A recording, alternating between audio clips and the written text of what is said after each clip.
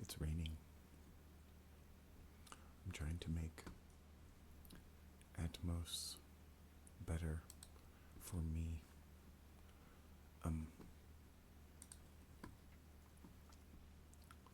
What is this? It's an icosahedron. An icosahedron is a 20-sided dice. It's a d20, but we don't have 20 channels. We have 12.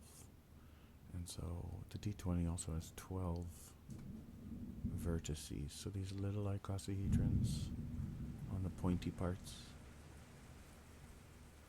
there's 12 of those. And we don't have to follow this pattern exactly.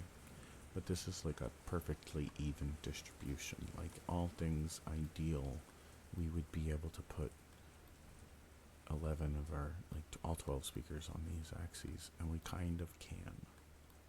It's just a little twisted. What you really need is to think of it as golden rectangles, because you can really do three golden rectangles. This is how you make a high icosahedron. Is you take 3 golden rectangles and you crisscross them all perpendicular to each other, so they all have they're all perpendicular. There's no parallel anythings, and that's a flat icosahedron. So like you can kind of think about what you need in the room to actually have full sphere is 3 rings of sound that in one way or another can occupy these 3 conceptual dimensions. This is only one way to look at it though, which is what's so freaking complicated about trying to think about this, because it's like, this is just as flat as it gets, but it gets like more, doesn't have to be this flat to get something close enough to be this flat, technically, just as flat, but anyway,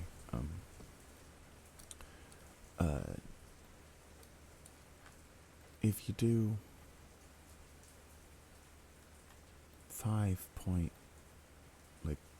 1.4, it doesn't even matter. All these numbers are so confusing, it's stupid. The room only sounds good in the golden corners, is what I've been calling them. And it's like, if you used Room EQ Wizard or any other piece of software, and I can open this up, but you can see it just by looking. It's proportional. It's like a quarter to a third of the distance, kind of. So this is quarter. See how I've quartered the length of the room up? So each one of these is like a quarter of the length of the room, right? So that's a quarter of the whole length of the room. And then it's the same on this axis over here on this wall. Each one of these is a quarter of the axis, right? So if you put your room into like Room EQ Wizard or any acoustic software that will crunch the modal numbers for you, there's like this golden corner where you can always tend to put a speaker right around this area. Might be a third, a little further out might sound a little better, but there's a place where all the modes that are messing up click and they're flat in from like the center of the room to that point. And in that point, it's like the speaker dodges. It's perfectly proportional to like, it's in the middle basically. It's in between the very center of the room and the walls perfectly. And from there, it sounds great, like from any place in front of it, which would be this whole section of the room, you know, like and you know, like everywhere here, if you have a speaker right here pointed this way, it's going to sound good. And if you have a speaker sounding like from here pointed that way, it's going to sound great everywhere inside of this central area, right? So you can have quadraphonics with elevation. So you do a quad ring on the floor is what it is. It's just quadraphonics. It'll sound good in my room. My room is more, this is a 2-car garage. It's more square.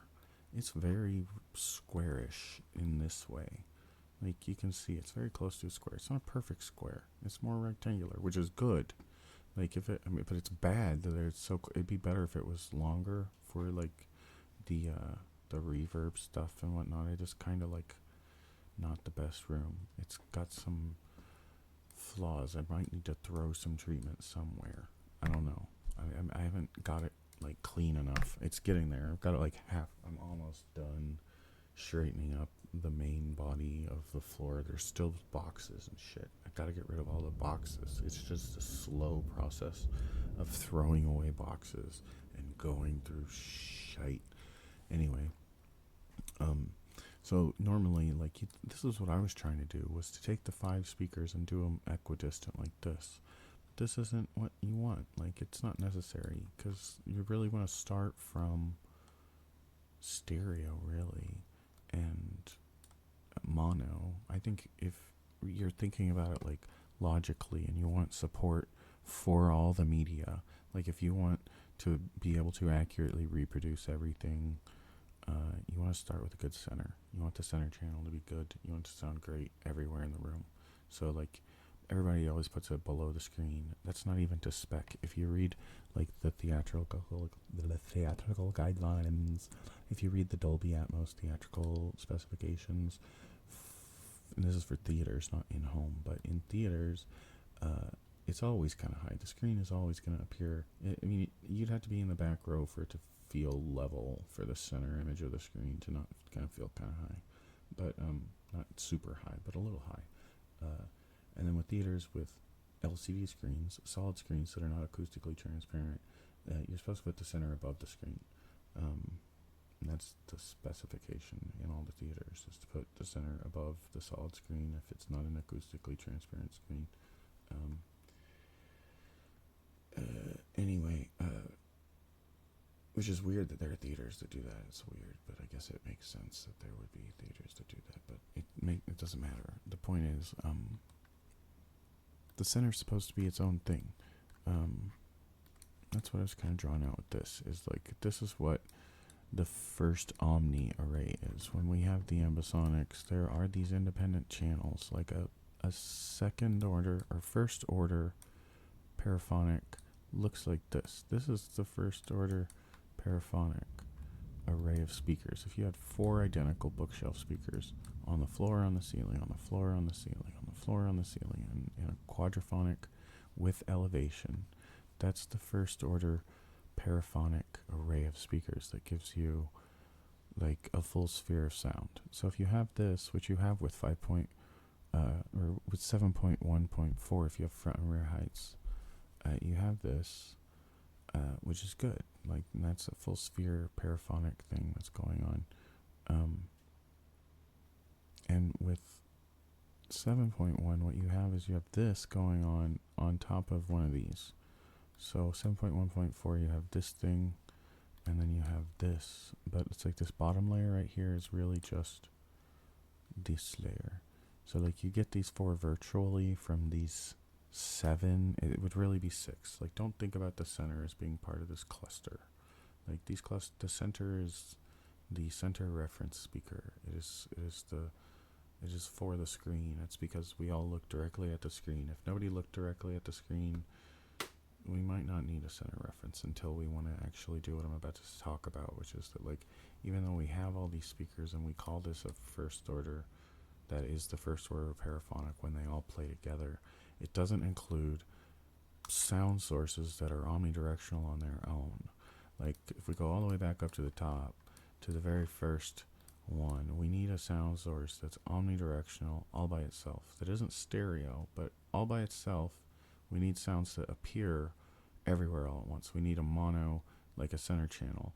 A center channel is a point source for the front center 0 degree reference point, and it's supposed to be heard everywhere in the room. No matter where you are, it's never supposed to be occluded. Everyone's supposed to get the center channel everywhere all the time. Like, and so that's that. So you have one of those for first order. You need one omnidirectional speaker for first order paraphonic. So you have like, what would that be? 5.1 is omnidirectional, but it's just the bass. So you could do 4.1.4, and technically it would still be first order paraphonic, but it would be like not the lowest kind of first order paraphonic. I'm sure you could cheat it even more, like using tricks. There's tricks, and that's what I'm going to talk about. It's like there's things we can do with the room that are different than speakers all by themselves. So, like, the thing we're doing with the horizontal ring is it's all the horizontal nodes, basically all the ways it'll twist around from left to right, and top to bottom. What was I calling these? It's like a 6-axis controller. You have these kind of flat axis, like you have the horizontal only 2-dimensional cylindrical ring. But if you can separate it from the floor to the ceiling, so there's a difference between where it sounds down here and where it sounds down up here. But if you put them both in the same spot, it matches. Like when you start moving speakers around in the room, we talk about matching our speakers to each other. Like you want to use the exact same speaker in all the spots if you can. You know, if you can find a speaker you like and get a copy of it a bunch of times, and you just use that same speaker, everything will blend together better, right? So like that's true to some extent. I use a bunch of different speakers. I mean, I guess I use 2 different series of speakers, but they're soft domes and cones. They sound close enough, and with calibration, I can't tell a difference. I might, if I ever upgrade, I'm gonna upgrade to the better one for the lower layer. But what I'm saying is, like, if you put a speaker over here on the side wall where you normally put a speaker, it sounds totally different than the speaker that you put where you put the mains. This spot does not sound like this spot, you know, like, and to try to make, like, force this into the same ring of speakers is cheating yourself. Like, you're wasting this spot, like, because this spot sounds better for what people have been using it, like with the dipole bipole speaker there that sounds like it's everywhere all the time, you know, like that's like a good spot for, really, is.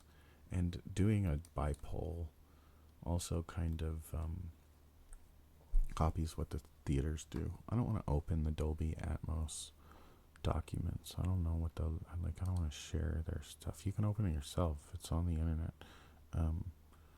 But what was I saying?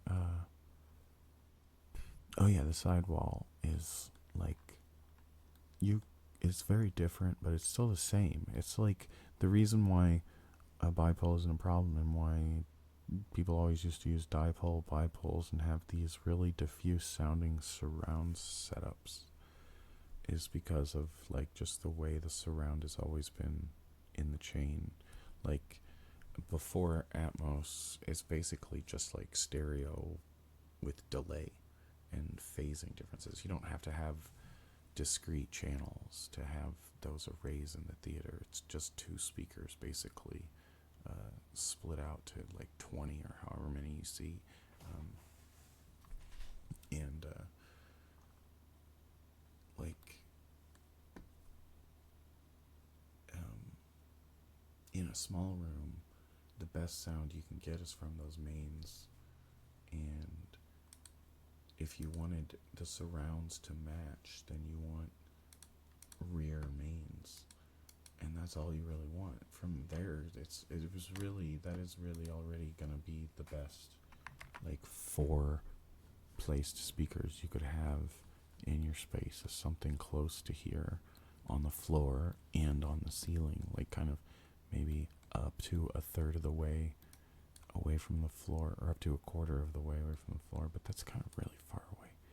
But then this is a much shorter axis, so it's not as far seeming, but it's still quite far away, and you'd rather be as close to the ceiling as you can because you're really squishing the cube on this axis. You can get it like, it really doesn't matter. It'll fix with delay.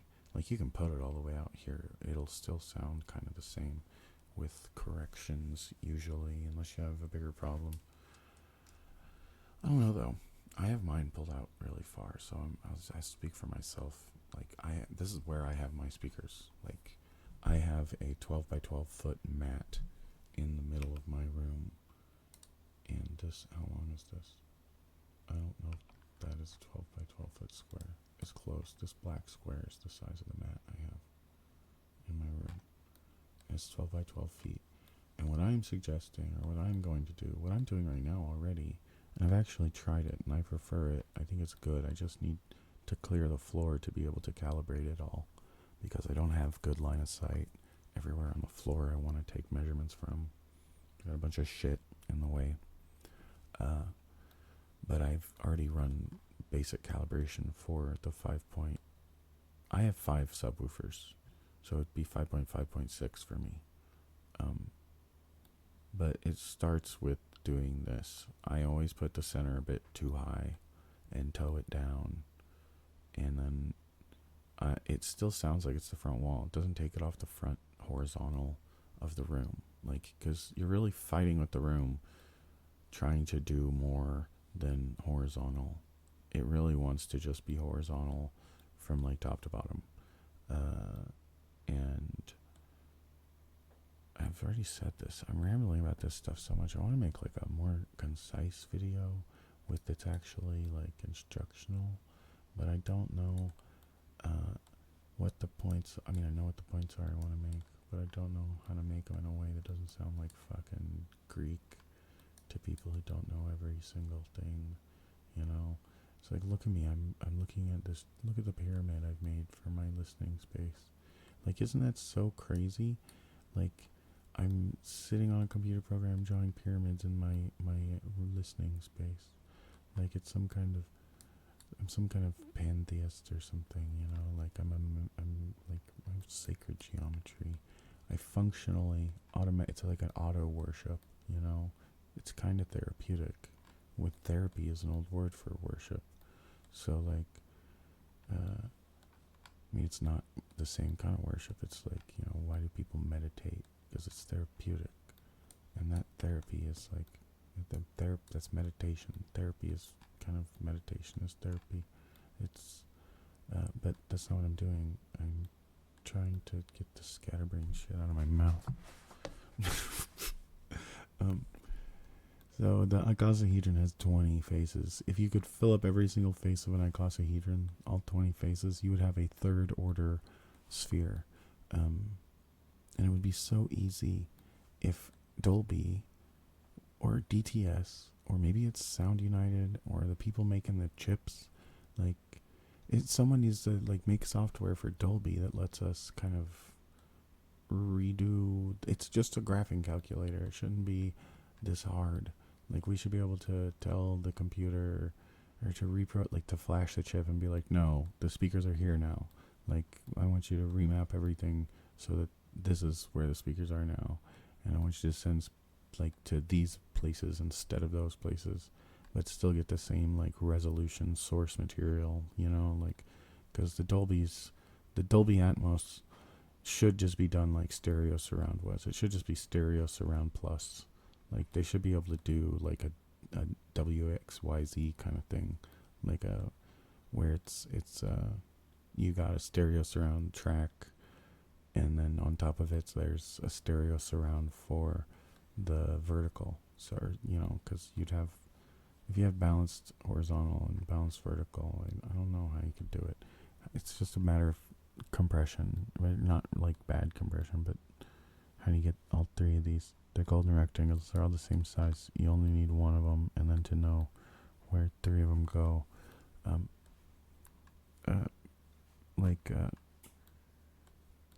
So moving the math around it's just a matter of like, it's probably just reflashing the chip, and that maybe it's already there. Like, maybe you don't need to, and it already does all this math, but it's not making it clear in like the manuals or anything that you can do this. But so I don't have a picture of it. I haven't modeled this yet, but you do a quadraphonics in the golden corners, and I'm calling them golden corners. I don't know if that's a technical term. Is that a technical term for like the golden placement thing, where you put your speaker out a third of the way or fourth of the way out from these walls, like here and here? I don't know what that is. It's just freaking, I already said what it is functionally. It's just being in the freaking middle, in between the dead center and the walls. And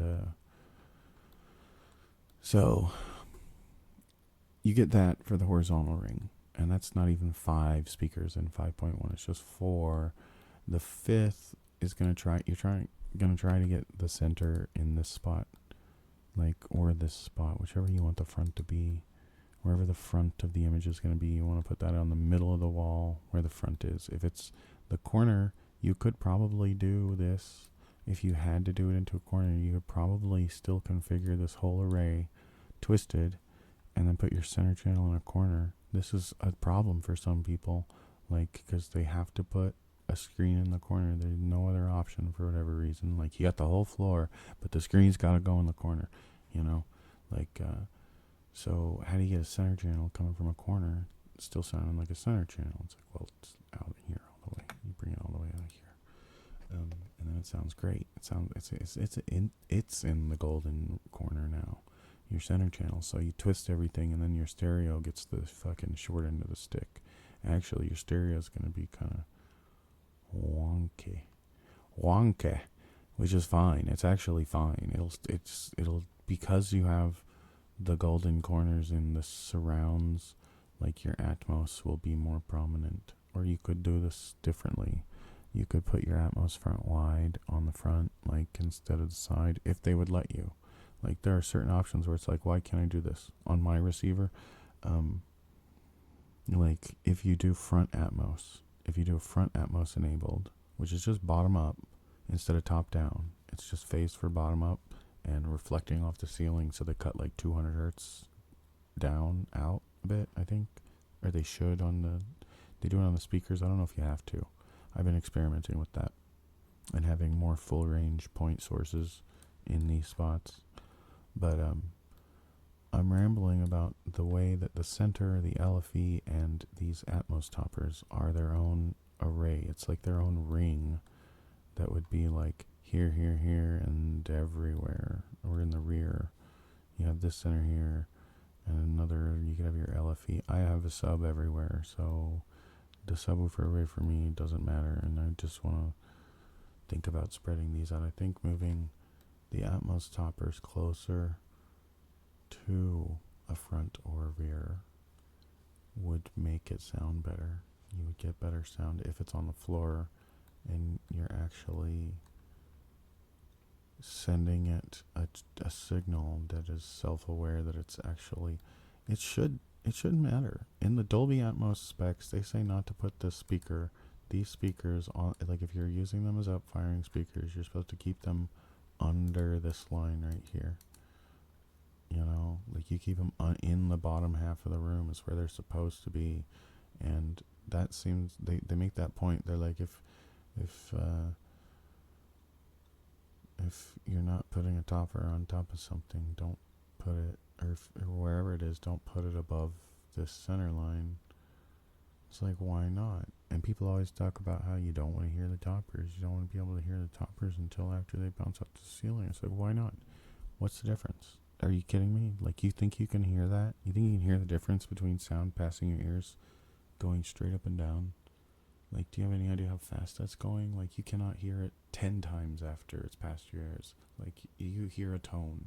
You hear, you don't hear it, like, go up or down. You just hear the one thing. Like, it's always the same. It doesn't matter if you're standing right on top of the speaker or if it's above you. Like, it sounds the same. It's the way it is. I don't know how else to say it. Like, it sounds like everywhere. It sounds everywhere all at once because it's aimed at the ceiling. And when it goes straight at the ceiling, the first place it can go from there is everywhere. Like, so that's what happens, is it goes wow, and, like, the one speaker that's on the left sounds a little more on the left, but it sounds everywhere more on the left. And the one on the right sounds everywhere on the right, just barely. Like, you can just barely hear it, just on top of everything. It just showers the whole space, like, with just this touch of, like, it's crazy. It's been tripping me out, like, because I can hear it, and I'm listening for it, and then I'll turn it off, and I'll listen to, like, the Oro 2D surround that turns off all the height, everything, except for the elevation speakers that are in the cube. So, like, you make a cube with did I make that a different size? Are those the same size, or did I blow that up? Does that look the exact same size to you? I want to flip this pyramid upside down so you can better visualize the cube. What direction do I want to flip it in? The blue direction. Flip along, blue direction. And then I want it's already there, it just doesn't have the colors. So this is the dual quad with height cube. Like if you had a cube in your room, this isn't even a cube, it's a little too tall, I could make it bigger. This is just the cross section from the golden corner. I don't even think that's the golden corner. I don't know what that is. It's closer. Or it's like the spot that sounded better. Like I put the dimensions into Rumi Q Wizard, and this was the exact spot where it leveled out. It's not like a quarter and a quarter. It's the actual in between a quarter and a third spot that you can figure it out. Which is like the spot you want to aim for, but it doesn't have to be exactly there. That's just like where it's going to sound maybe the best. It might sound terrible. I don't know. It's possible. It's a theory. You got to run the experiments to prove me wrong. It's not me. Don't prove me wrong. Prove it wrong. Kick his ass. No, but this one is just getting in my way over and over again. Select all connected. Copy it. And then paste it somewhere empty way over here. This top is just always getting in the way too. You should make it transparent, That would make sense. Just selecting all of these and making them the graph paper, the transparent graph paper texture. That one's fun. Good. There we go. And the butt. I forgot the butt, but that's okay. So 8 speakers. 1, 2, 3, 4, 5, 6, 7, 8. And that makes a first order cube. And you would think that you need to do the other thing to get a second order cube, or a second order. Like if this thing right here is first order, then you would think you'd need the next one down to get the third order, and you really would. The third order cube's gonna take 20 speakers. 1, 2, 3, 4, 5, 6, 7, 8, 9, 10, 11, 12. That's 12. That's the second order cube. It takes 12 speakers. The third order takes 20. What? Where are they? Why aren't they all there? 1, 2, 3, 4, 5, 6, 7, 8, 9, 10, 11, 12, 13, 14, 15, 16, 17, 18, 19, 20. 4 more with this one. Is the up, the down, the ring, and the other ring. They're in the middle. These things are the ones you get with the center, the LFE, and the reverb. These things in the middle. The reverb sounds everywhere all at once, top to bottom. The LFE sounds everywhere all at once. It's this thing. You need this to make it actually paraphonic. You can simulate this virtually if you have this. Like if you have 8 speakers, you can simulate this virtually. But if you can have this really, then you just add it to this. And that gives you this. I don't know though. But then you get this kind of virtually with this also. So, are these I don't know what these are. What is the deal with these rings? There's virtual speakers. If you think about this as being speaker positions, you got to think of this as a virtual speaker. These are virtual speakers, like the ring, the horizontal ring, very high. The 4 in the top ceiling, that could be this ring right here, this top black ring, and your voice of God speakers, this little nub right here. And then this is a ring of 4. And then this is a ring of 4 elevation, just high on the wall, aimed down a little bit. And then this is the horizontal bed. And then this down here is like the Atmos toppers, like ideally is what they should be. And then the very bottom, I guess, is the sub. Like, like, or the LFE in general. The reverb and the LFE are down here at the bottom, because I guess for most people, those are the two things coming from the floor. But with, you can't get a full second order. That's one of the things, is we have to kind of cheat by using the reverb off the ceiling as one of the speakers. It's like this. The Atmos layer that we're getting off the ceiling is one of these. And it's also one of these. Like, it's up, down, left, right, that we're getting from the Atmos. And if we put it in the middle, then we're also kind of getting a front back. It's not super controlled, but since we're trying to get an omnidirectional sound, we don't need stereo out of this. It just needs to be the phase nature of the signal itself needs to sound like it's coming from everywhere, left, right, up, down, front, back. Like, so side Atmos would make its own one of these. And if we combine 2 of these, we get a second order. If we combine 3 of these, we get a third order. So we already have one in just like the Atmos drivers themselves being in the middle of the room. Like, creates a kind of omnidirectional one of these, really. But it's not like we're inverting the paradigm. Normally you'd have 2 speakers phasing back and forth to each other. And in this other one, it's like you have 3 different kinds of omnidirectional sounds the room produces. Like reverb from the front wall going front to back. Axial mode reverb.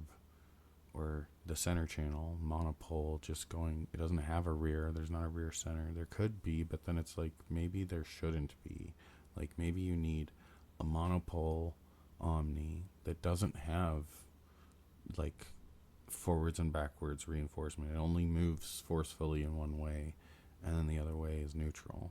And then another Omni that's like, the bass from everywhere is reinforced and feels everywhere from everywhere, but it's like forcefully everywhere, and the correct like not weird, like the reverb off the ceiling, which is like the only surface that gives you enough empty space to get good reverb, but it gives you that oblique, like the sub bass in the room is kind of a tangential thing mostly when it's good, is it squishes up against all, like, and back and pulses, like it pushes and kind of ebbs and flows, like, water sloshing around in a vessel. Like it just goes from center out to the walls, to the center to the walls, and it'll vibe. Like, if you have enough speakers in an array, you can contain it in the middle of the room and with the speakers, and push all the crap to the corners and behind the subs, and push all the what you want in front of the subs, and it's like a brute force. And that's whatever. I'm blah.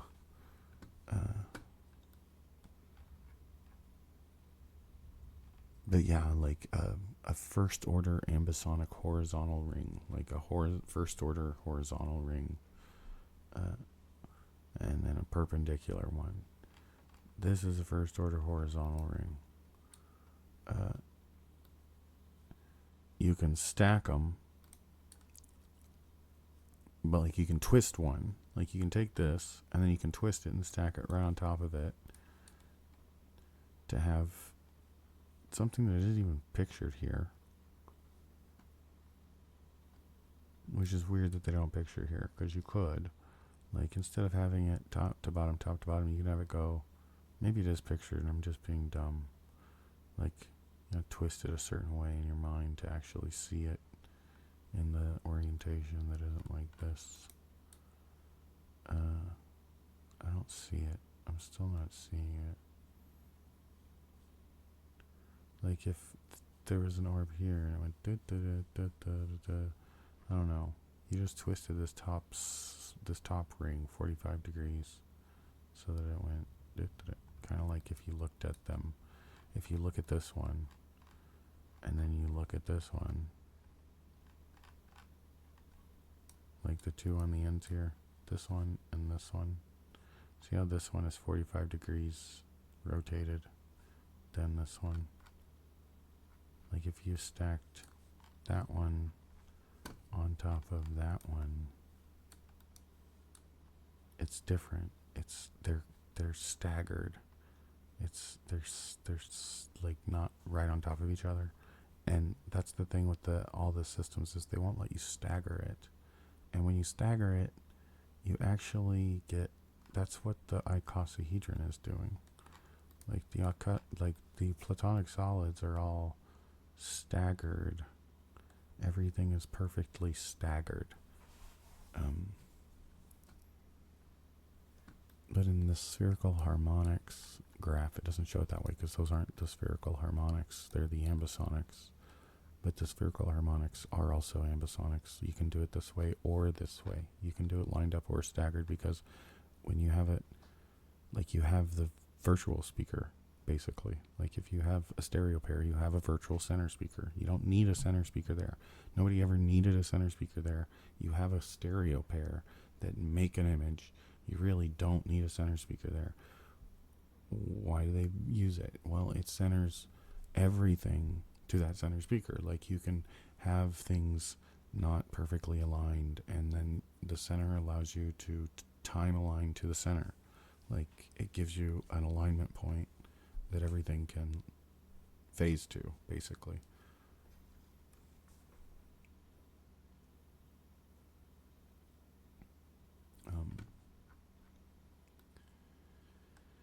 Anyway, like that's the purpose of that point, and it should be audible everywhere. Like that's the thing I notice the more I mess around with these arrays, because it's a lot of like just walking around with your mouth on the floor, like picking your jaw up, like wow, this sounds so good. I wish I could record the music I have. Like I have 5.1 like CDs that aren't public domain. I need to record them privately or something. But then I don't want to make it crap either. Like I don't know. I don't want to monetize something like that. Like it just seems like not cool from the get-go. I'd like to find. I mean, I can play like open source music, white bat audio right now, but I mean, I could. I can't walk around very much with this cable. How far around could I get? I'm gonna put some on. I can do that right this second. No, I can't because I have to use 5.1. Oh, no. How am I gonna do this? I could maybe sling it from one of my devices. I'll lose my screen. I can't have SketchUp open. SketchUp's on my main display right now. I have a second display. I opened up RumiQ Wizard so I could show the things I was talking about, but it doesn't matter. RumiQ Wizard only goes up to 300 hertz, and I mean it's a harmonic thing. Like if your modes are aligned in the first 300 hertz really well, it'll be better. The probability that the rest of the frequency spectrum is going to be a little better is higher, like, but it's not a guarantee, like it's not like a panacea, and it is kind of, it's more fun to just put the speakers where you want them.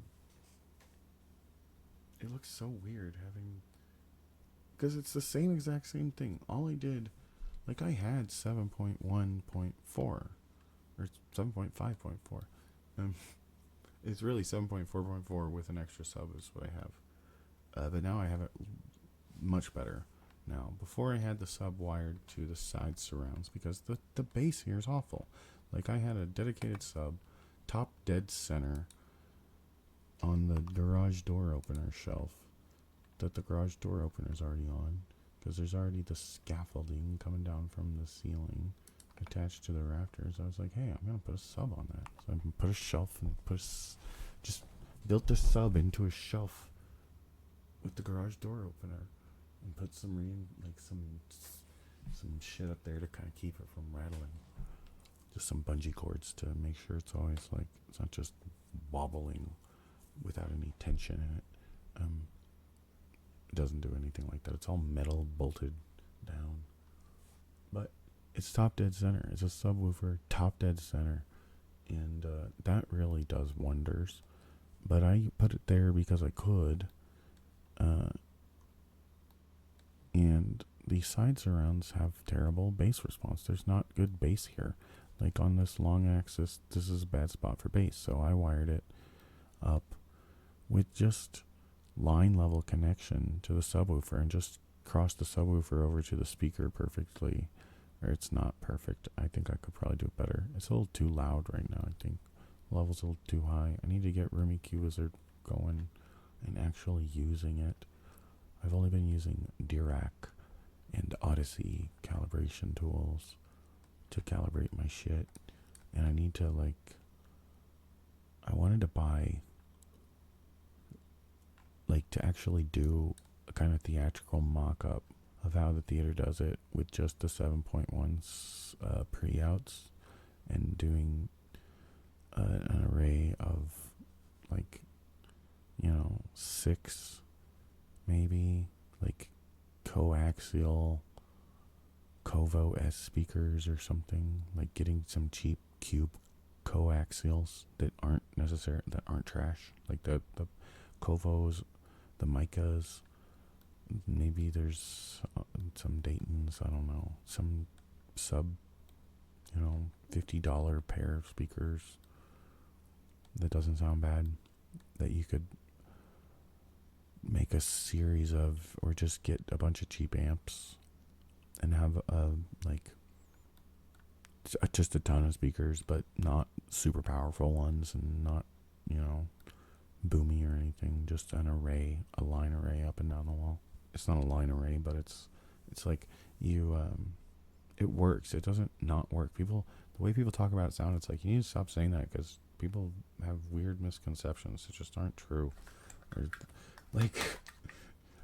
things can go wrong for sure. You can have bad things happen where if the sounds are playing the exact same thing and there's no delay, it won't be right. That's why the center point in the front is so important in the angles. But with the rear spec for Atmos is now 90 to 120 degrees. So you can do 5.1 on the floor with rears and fronts. You don't have to worry about that anymore. You can do it like this and it just knows automatically, and it should. There's no reason why it wouldn't be able to figure it out, but I don't even think it does. I don't think it might just be relative. It should be the center should be its own thing with the everything's messed up, man. Everything's just messed up, man. But the room, these 4 corners sound the same, top and bottom, so you can get 8 speakers in the room that sound the same, super identical for the up 45 and the down 45. And then the center can be the one actually really horizontal speaker, or you can make the whole bed horizontal. I want to do it with I don't know if I want to put them on the floor. Ear level's kind of on the floor practically already. They might as well be towed up as far as I'm concerned, because I spend more time on my feet, and then that's not ear level anymore. Ear level on my feet is a little bit above where this midpoint is, which is why I want the array to be like this, because the only way to get really good, even response is to have an ambisonic, like to have paraphonics, to have a freaking full sphere of sound is the only way to do it. You have to have things proportional. And I just, it's like we're stuck with this fucking first order cube, and then we can highlight it. And I don't know if it's technically even, it might be better. It might be better this way because these are such different, unique sounds the room makes. It's like the only thing the room makes is like this up down dipole reverb thing that the Atmos speakers do. The atmospheric thing the room does is activated just aiming a speaker at a blank wall, you know, like, and you could get it anywhere in the room. It doesn't have to be from just the ceiling. The Atmos layer should be able to be used from any wall you have available that you can get that off of. Like, if you can't get it off of something, you might be able to get it somewhere else, and just to have a touch of it from some wall would be good, even if it's like just the left wall, you know, like it doesn't have to be, because it's not, if you get it the right way, it won't be localizable to the left wall. You won't hear it quite right off the left wall. Like, it'll sound louder off the left wall maybe, but like if it's just barely, it might, you know, it might not matter so much just to have a little bit. You might be able to adjust everything to make it like, I don't know, I really don't know, but the point is, like, every one of these positions can be broken down. Like, it doesn't have to be like, there could be different GUIs, like different ways to graph it out for people conceptually that aren't so rigid. The box makes the thinking really rigid, and that makes it worse because it's like you just run into like every single like rigid structural problem that has a corner you can fold. It's not even like cutting off a corner. It's like, look at this. You can just twist it this way, and it's a completely different. It's not even the same. Which is why, like with the icosahedron, you think about these points right here, but then it's like one about like there's other things. If you turn it around, you can see these stars. It's like there's these 5-channel rings all over the place in the, you see this, and that's not the icon, that's the 12-sided shape. That's not the 20-sided shape. That's the 12-sided shape. Has all these 5-channel rings that we could have this shape, like, of just the vertices, not the faces, and not these vertices down in the depths of the face that I've managed that generate, because there's 20 of those, like these 3 triangles pointing to the middle. There's 20 of these central vertices right here. There's 20 of those that are inwards, 20 faces on the icosahedron. But then these outer points, 12 of these. I feel like Rain Man. I'm kind of being that way about it, to be honest. Obsessing about it, it's like pounding it in my head. It's more like some kind of trauma. Like,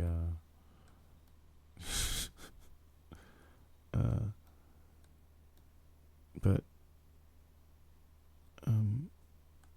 yeah, you just need the 3 to get to, like, that's the one speaker in every single spot. Would have just been easier. It would have been so simple. But instead you're stuck with that cube, and then you gotta make a perpendicular omnidirectional cube. Like, the only way to make it the next order up is to take the first order cube and put another first order cube on top of it somehow with 3 speakers. And that's by making them all kind of dipolar, I guess. They're all kind of dipolar. Every signal, one of these speakers is in a way a bit dipolar, except the center. Like, the subs doesn't matter if they're smashing up against it. Like it's filling up the whole space, and it's making a dipole field that is. It doesn't matter because bass is too big for it to matter. The phase, it only matters which direction it's coming from. So the the amount of energy, you could have directional bass from all four corners, and you could feel the earth quaking, like the butt kicker vibes from your subs. Not the sounds, not the tones, but the actual rumbling, the physical shaking of the air has a directionality that will punch you in the chest, or the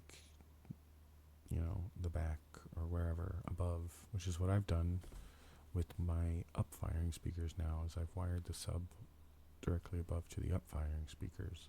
So the directly vertical bass driver I have is tied to the directly vertical floor ceiling. So there's the same time sounds coming from the floor, sounds coming from bass is coming from the ceiling in phase with the stuff coming from the floor. It's all arriving at the center of the space in phase, right?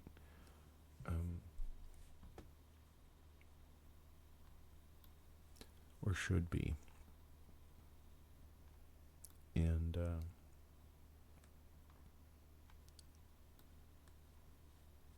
then the center, I don't know if I want to keep it high or tilt it. It's almost like if you put your mains and your rears directly on the floor, it's like the closer to the floor, the higher up I want this Atmos topper to be. And then I want there to be an option in the processor to tell it that the angle has changed for these speakers. Like it is now like up front, that needs to be like, because there's other arrays. You don't have to do this. You can do a dodecahedron, or you can do a cube. There's the dodecahedron. That's what you can see in these 5 rings. See, like the virtual dodecahedron that you can see on the faces of the icosahedron. Is that a dodecahedron? Am I saying the right things? Am I on drugs? Yes. Dodecahedron. Did I spell it right? Dodecahedron. Yeah, that's a dodecahedron. You can see it. You can see it without even having to draw it. It's right there. The dodecahedron goes right on top of the icosahedron. You can draw it straighter and it's actually platonic, but I think it's more platonic when you see it on the icosahedron. Like it's right there. There's the one face of the dodecahedron. And then there's the other one. Every star you see is the face of a dodecahedron. Okay? So that's another array you can do that's different but the same.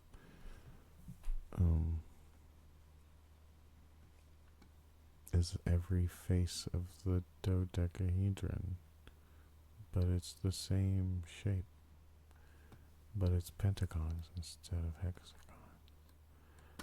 What happened? How did you go from a 6-sided shape? Now it's a hexagon. It was just a pentagon. What trickery is this? I don't understand. Now it's a triangle. Where'd you get the freaking triangle? Do you see that cube in there? Do you see the cube squished in the middle? Do you see the cubes? Like all the platonic solids, they're just smashed right on top of each other right there. This is the array we want in the room. I don't care if I have to put PVC pipe draped down from the ceiling, okay? This is what I want. And I would do it if I could. But it's like the system's not saying, yes, it's possible. Go ahead and do it. Just do it. It says, no, that you can't put a speaker there. It's like, okay, can I put a speaker here? No, you can't put a speaker there. It's like, okay, can I put a speaker? No. It's a pain in the freaking butt, man. It's freaking stupid. It's stupid. They don't just say, cube. Make a cube. Just make a cube. And then you're going to make a weird, silly, blurry-ass cube. One more blurry-ass, blind, freaking deaf cube. You got 2 really solid, horizontal, low bottom squares. It's a square on top of a square, and they're really good, and they both use the same center. Or do they? You know, like what? There's no. What is real, Dolby? What is the truth? What is it? What is reality? Nobody knows. We're we're at the mercy of your court of fucking fairies, man. Your unseelie court of bullshit is just freaking. We've had this technology since the freaking 40s, man. Y'all tripped too much acid and forgot about shit. Like, this has been out for a long time. People have been doing this because you can do it with stereo. Like, you can do it with, like, just a crossover design. Like, you can design a pair of stereo speakers with the crossover design to get really good, like, response from the tweeters, for instance, and all the different drivers. Like, drivers have a certain degree of good response based on just their geometric characteristics. You know, like a cone of a certain diameter has better efficiency through a certain spectrum of the band. Like, so like you can design a stereo speaker to produce, like, you know, sound from every angle, but it's like respective to the actual frequencies and where they sound the best at any given, like, band of, you know, you could have a whole ton of different crazy designs for laying out high frequent, like, if people did it differently, like if you bought high and low frequency modules that were like separatable, and like if you could take the tweeter off of your two-way bookshelf and put a different tweeter on it, which you could do, like, it's not rocket science, anyone could do that theoretically, like, but it is kind of a pain because everything's proprietary. Like, every cutout is different, so like speakers are cut out for their drivers, so like to put another tweeter in perfectly is to redo the whole front baffle, and then the crossover is going to be slightly different. Which you could have an active crossover. Like, if everybody would just buy active crossovers and then they stop making speakers, like, with crossovers, that would be bad. But they could make them with, like, disconnectable crossovers, where it's like, well, I mean, it's still disconnectable. You could just go in and take the wires out.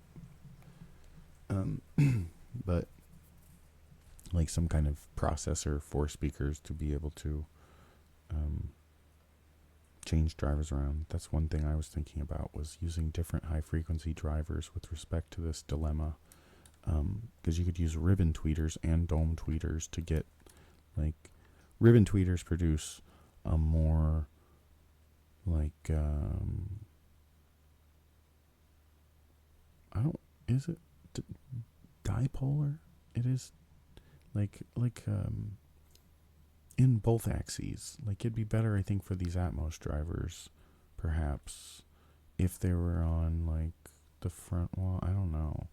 Like, there might be something with the, like, it's polarized. It's not the same polarity of sound as the cones. Like, you get the same high frequency sound, apparently, but it's polarized differently. It's not a dome, and it's not producing sound the same way a dome does. It's like a kazoo, and a dome is like a kazoo, but it's like, I don't know, it goes out in a dome. The dispersion's different. Might sound better used in a different way. Just why I don't think, like, the Atmos speakers count with the center. I do think the Atmos speakers count with the center and the low frequency effects as omnidirectional channels.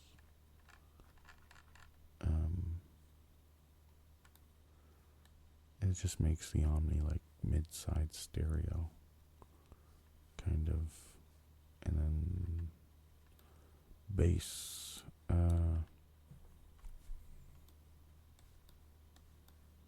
But I want them evenly spaced, like this array. Where do you have an array on this thing that is only 3 It's not even 3. 2. 2 layers. The only thing you could do is cut off the top and the bottom. You don't even have to. You could have a voice to God speaker in the top dead center, and then do 2 rings of 5. But you'll notice something about the icosahedron. If you want them to be actually equidistant, everyone equidistant from everyone, the 2 rings of 5 are counterposed. They're opposing. You have a 5.1 ring like this, equidistant, 72 degrees by 72 degrees by 72 degrees, or is it 72? Are these 72 degree angles? Is that what this is from here to here? That's 108. How many drugs on you am? Is this 72 degrees? 72. So this is 72. And then 108 makes 180 for the circle hiding in the triangle. Anyway, if we could do, and it won't let you do, this is another thing that just pisses me off, because you try to do this stuff and it won't let you do it. You need to be able to do a 5.1 bed with a 5.1 bed above, but not front center. You need rear center. Like, you see what's going on here? You would have 5.1, and then you want the opposite on the ceiling. Like, the 3 channels for the front center would be like your center and then 2 elevations. Or like, it wouldn't really be elevations. These are all, see, it's weird. Everything's weird. You'd have center, and then there's your front, left, right stereo. And then you need a low center to do it this way. And then you need a rear low center. And then you need left and right kind of in the surrounds. Ear level, top down or up down, like the Atmos speakers over here. An elevation up here. And a quad ring, like 1 quad ring with a front high center and a front rear high center and a front low rear. Like, this would work, or you could turn it sideways and do what I've done in here, I think. No, that's this. I did the weird thing. I don't know, man. There's different orientations you can do, like just one on the floor, one of these icosahedrons touching the floor, and delete it because it's the LFE and you could ignore it. And because having a speaker in the middle of the floor aimed straight up is impractical, so you can kind of delete that one and conceptualize of it as the omnidirectional arrays that you get, or something. Like, if you used all the other speakers, it could make up for not having that one speaker, but it really can't. You'll never be able to get that sound from the floor straight up without having a speaker down there. Like, but maybe there's a way. Maybe there could be a way to do it with enough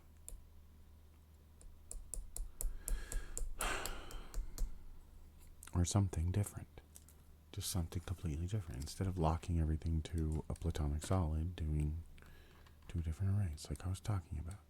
How you have a cube, and then you have a pretend cube that isn't made with like 8 vertices and 6 faces. No, it's just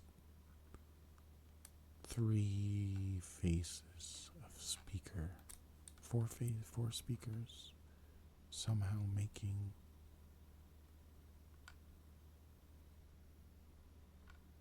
a ring of 4 speakers. I don't see what's so hard about, like, you just put the sub rear center, but it doesn't matter where the sub goes because it's the sub.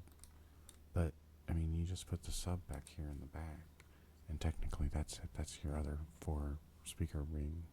And it's perpendicular to the other 2, and the other 2 were perpendicular by virtue of being on opposite, like, ends of the room, I guess. Top and bottom makes them inherently out of phase with each other because they're oppositional.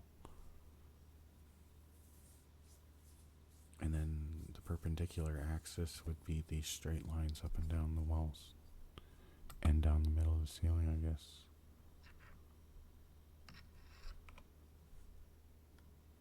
Where these speakers sit, they're there, up here, and then you can put the LFE back here and shit, aim it up, who cares? But then this isn't actually accounted for in the processing. The center should be a little lower than this. But in my calculations, see how it actually fits with the icosahedron?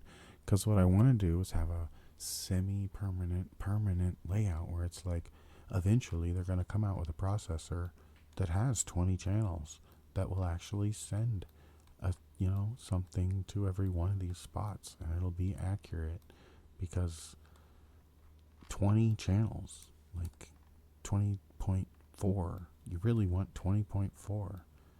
We want 20.4 channels, because we could do it if you orient them like this. You can actually fit a floor layer in there. See, with the Atmos toppers, right there. It's the bottom up. You just put them on the floor over here, and you have those two triangles of the 20 faces, not the 12 stupid icosahedrons. You have these, and it starts there, and that's a third order paraphonic if you can get all 20 of these triangles. And it's like, we could have this wouldn't be, but we could do it with an array. Like if you just split up speakers into like pairs of speakers and use science to just make it work, like timed them together somehow, because there's always going to be timing problems between them that you can't fix with your processor if you just put them in series or something. I mean, it really won't matter. They'll average together and it'll sound fine, and you should try it anyway. If you could.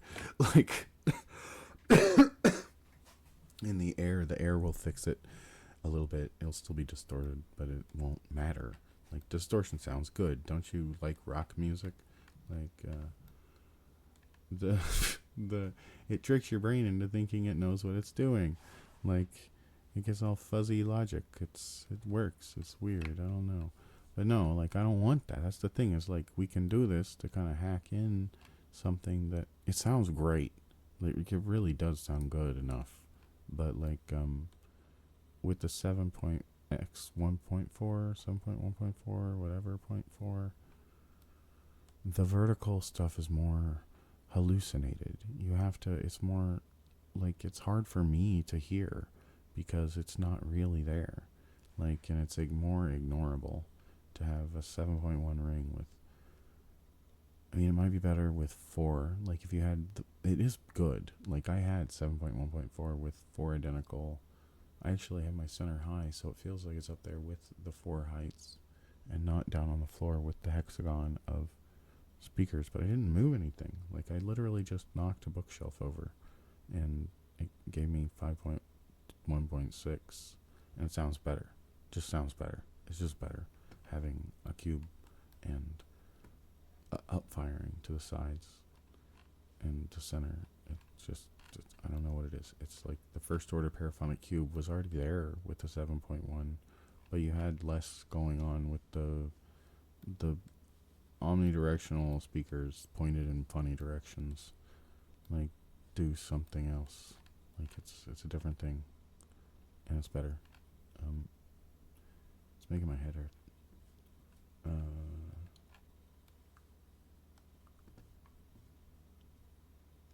God, I've been rambling about the same thing in cycles for like an hour and 10 minutes. I'm not working anymore. I've already drawn all this. I'm like stuck.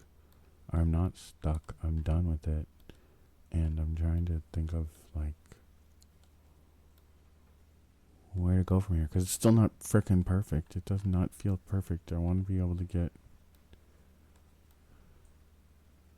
all the, there's one. Can you see the dodecahedron pentagons? There's a triangle. You see the triangles. How many of these triangles? There's a tetrahedron of those triangles hidden. Where's the other pentagon? Oh, there it is. I know how to find them now. You just look at the points. Duh. There's one up there.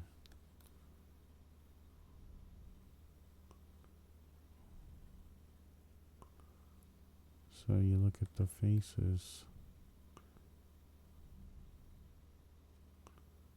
And you can see the stars. The 3 channel rings. See, it would be so great if they would just do it. 2 on the floor, and then you could use toppers again over here. Like just toppers, a triangle of toppers. Atmos, how many speakers would you sell? All these Atmos toppers. I would buy a whole system of Atmos toppers if I could do an icosahedron. It would be perfect with toppers. Because it would be perfect. It would just be perfect. You could put them sideways so that they tilt a little bit for this 4 in the middle here. Like on the wall, sideways on the wall for the horizontal ring. Like, and then you could have a topper up here and then upside down on the wall here, and right side up on the wall there, and on the ceiling here and here. Just all toppers. The exact same bookshelf topper in every one of those positions for just the second order. Not even the 20 speakers. You could have a 20 processor and fill in the triangle middles. Or like, you know,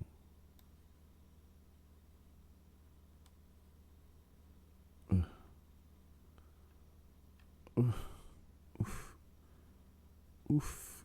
It would be so good. Just because it's like the way I have it now, which is a cube with this basically. These are higher for me. I have these up kind of just below the midway point. And I've had them on the floor, but I haven't run the calibration for it on the floor. And it's 2:45 in the morning. And I'm not running the Dirac calibration at 2:45 in the morning. The whole neighborhood, just like some monkey whooping in his garage. Like, whoop, whoop, whoop, whoop. Like, what the fuck? It would be a great measurement, though, because it's so quiet. I think I should do it at night one of these days. Not tonight, though. It's Monday morning. Everyone in the universe would throw a rock. No, but it would be hilarious. But it is much quieter at night, so you can turn everything down a little bit more and less clipping, better dynamic range readings for lower volume. Like, that's what I've always... Like, you do the calibration at high volume to get the actual samples up in the high enough decibels to be a decent measurement. But at night you can turn the volume down more and get calibrated measurement for like a lower volume because it's not the same throughout the whole. It's weird that they would. That's why you always do it like reference volume. You set your reference volume when you calibrate everything, and then that's the volume that you listen to when you want to know that it's actually calibrated. Of course it helps a little bit across the spectrum, but I don't know if it really does. Like, sometimes I question how good it is at lower volume. Of course I couldn't do it tonight because it's raining.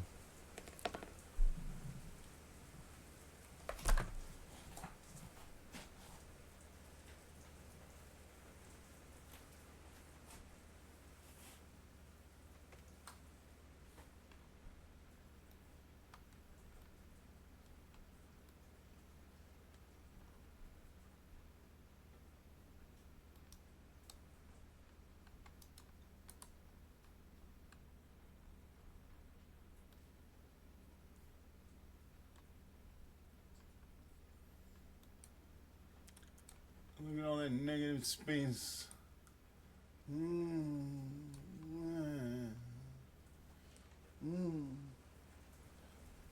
thirsty. I gotta find something.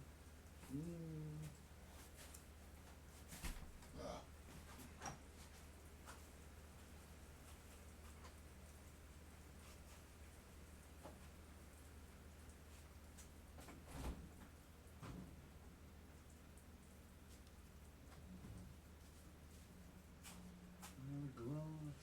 Where's my gloss? Gloss.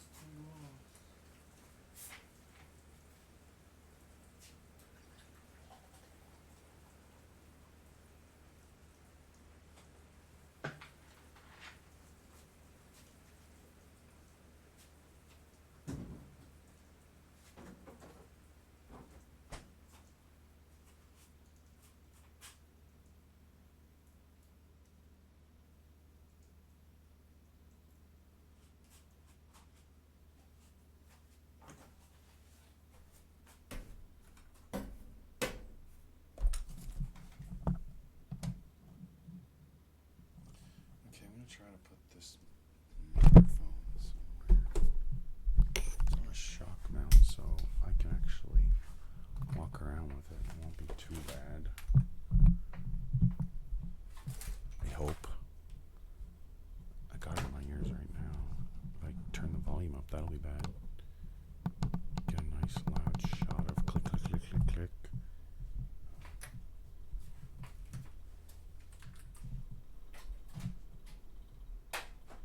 Holding you. I wanted to move you somewhere where you might be able to hear the green noise better.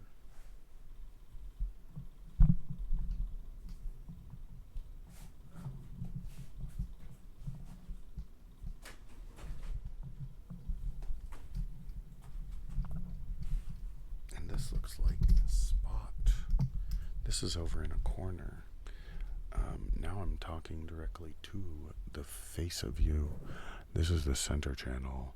This is the center channel. This is the right side of your room. This is the left side of your room. You don't have top surrounds on Dolby Atmos because you're on YouTube and there's only 5.1. So there's no up and down, but since I record it on an ambisonic microphone, there's actually, if you listen to it with headphones, you can actually still hear the binaural because it's an ambisonic recording. It still sounds binaural. It's pretty cool. You use headphones or 5.1 speakers. It'd be nice if YouTube would let us use Atmos 5.1.2 at least, you know. But it don't not do that thing. It don't do the thing. Don't do it. No, it don't do it. Don't do it. It doesn't do it. It don't do it. No one ever did it. It didn't do it before. Don't do it now. So now, hopefully it'll start raining again when I'm gone. When I'm gone.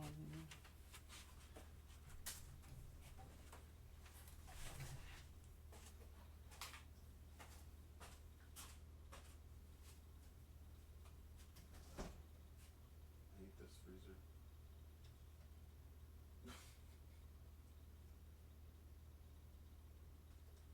What the hell is wrong with this freezer? I don't like it.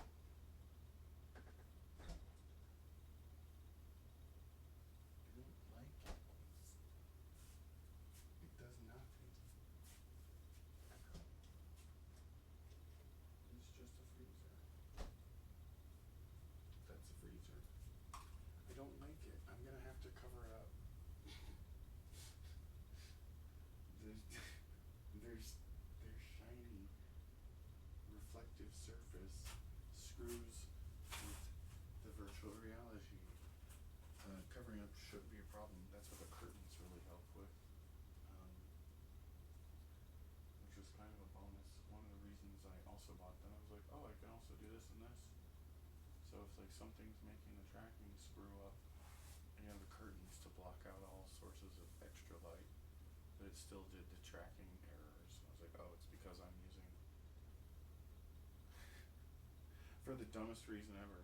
It was for the dumbest reason ever. It's because I was using my square, the square on the floor. The floor square wasn't oriented right, and the trackers will only read right from the corners. It's like it only reads. You only get good coverage from the corner, because you need slightly wider coverage to get it from the side, which is the same deal with the side surround speaker never sounding like the front mains. The front mains are never going to sound like the side surround speaker. It's never going to sound the same. You want to match the speakers to make them sound the same. The spots you're putting them in will force them to sound differently. They're not going to sound the same. They're never going to sound the same. The modes you get on the sidewall position are completely different than the modes you get from the best spot in the freaking room. Like, that dodges most of the modal problems is where you put your mains. Like, that's one of, if the best spot you can actually put something in. Like, there's a similar spot. Like, if you keep pulling them into the middle of the room, it gets better and better. Like, it really does just kind of get more and more, like, it's not better though, because it really does sound good when you can walk around your speakers and you still get stereo. It's crazy. Like, you walk around, I go behind my rear speaker and I can still hear stereo every direction. Like, it's not just isolated to it. When it's all equidistant, everything is equally distant apart. It actually kind of still holds together no matter where you are, because it's like the room takes over. I don't know, it's weird. Psychoacoustics or psycho, man. Like, I'm gonna shut up and let it rain.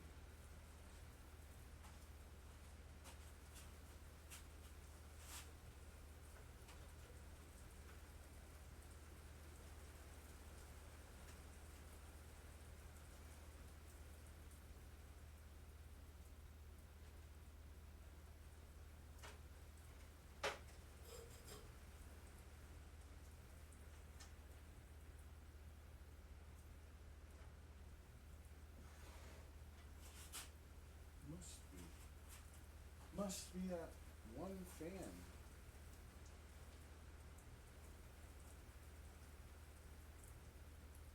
It's crazy. Stop it. Shut up.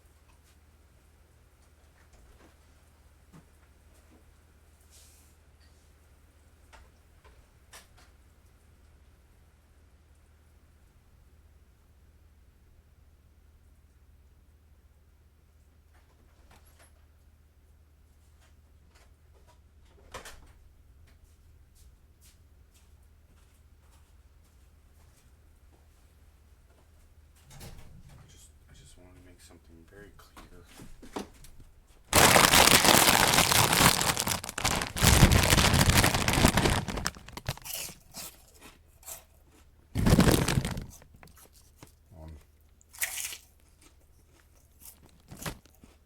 These are good.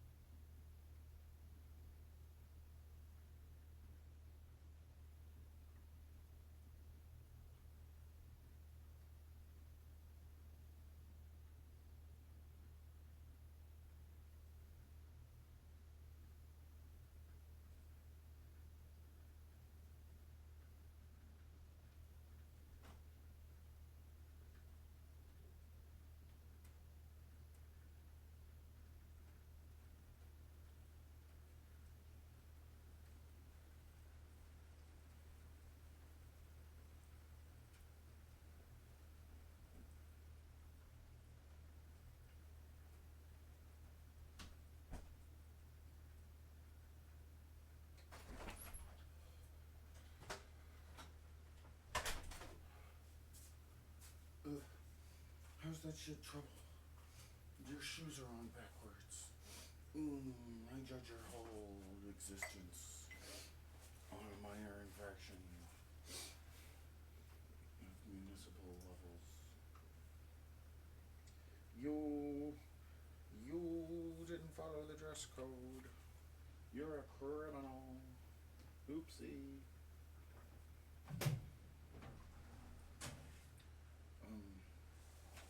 No, the law should be more important. It should be serious. The things should be critically, like, fundamental in nature.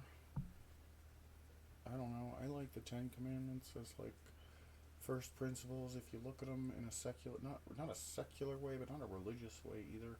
Kind of as philosophical, like early philosophical, like rules that are dual-sided kind of transparencies, like written, etched in glass, in a way, on a mirror, like, or something, a security mirror, two-way glass that you can see through at night, or can't see through at night, but can during the day, or can see through at night, but can't during the day. I don't know, something like that, where it's like, two sides to every coin, but like the morality of the lesson is the same, regardless of the like different little things that go on. Like the basics are, and the things people throw it off course. You try to tell them to do it this way, and they're like, "Well, it says I'm the Lord your God." Blah blah blah blah blah. It's like, well, what if it means like, it says, "I am Yahweh Elohim of you." That's what it says. It doesn't say I'm the Lord or your God. It says, I am Yah, or the tetra whatever magram, the ABC thing, the like I am the Elohim of you, which might be the humors of you, like a Elohim, like yellow blood, the great waters, the early waters in Genesis, the humors, like the humors of the cosmos, if you will, not necessarily the cosmos, you could say of God, like the humors of the one mind, the early primordial one mind that decided to keep it going. Like if there ever was a first mind, like, or whatever. Like if you, like, that's irrelevant. Like it could just be the fundamental intentionality, the intentional nature of moving into the future instead of staying static in the past. Like people think that the whole reality emerges from the past when it's like, or even the present. To think that it emerges from the present even feels like it's off. Like you've missed the mark. It really is emerging from the future, and it is compelled into the future. Like, and we can't see how it emerges from the future because it's why it all moves through time. Like people are like, is time travel possible? It's like like travel already times. Like because it travels, there is time. Because it moves, there is time. Like it's not there's time and therefore it moves. Like it's because it moves, there is time. Like it's in a void and the void moved, and because the void moved, space and time emerged. Like, and however you want to imagine it, like it just bubbled up from there.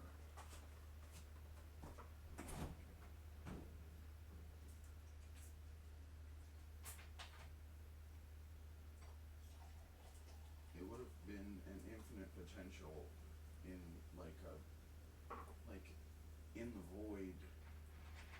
It like acceleration would experience no resistance. You would have an infinite acceleration condition.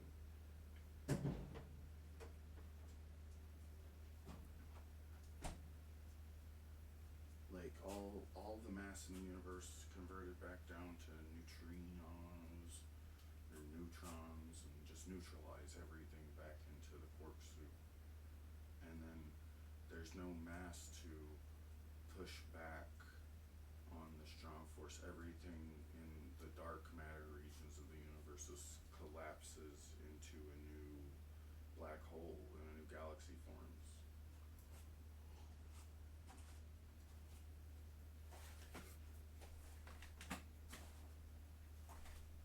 Or, a new black hole forms and is quickly probably throws itself at the closest body available.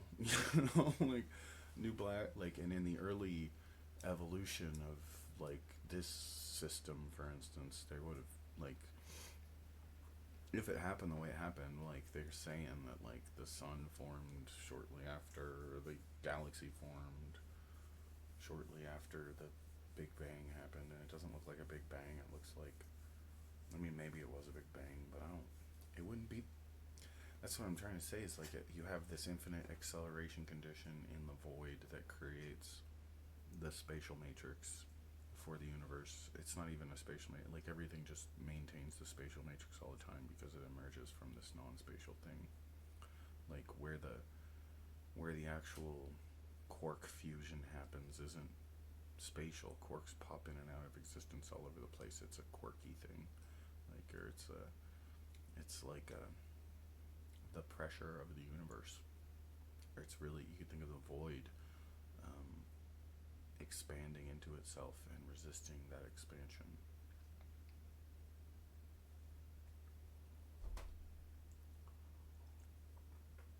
Or expanding without itself would be the counter phase to not being anything. It would be an omnidirectional thing, an oblique mode, which is what time is. That's all time is. It's the oblique mode. Like, um,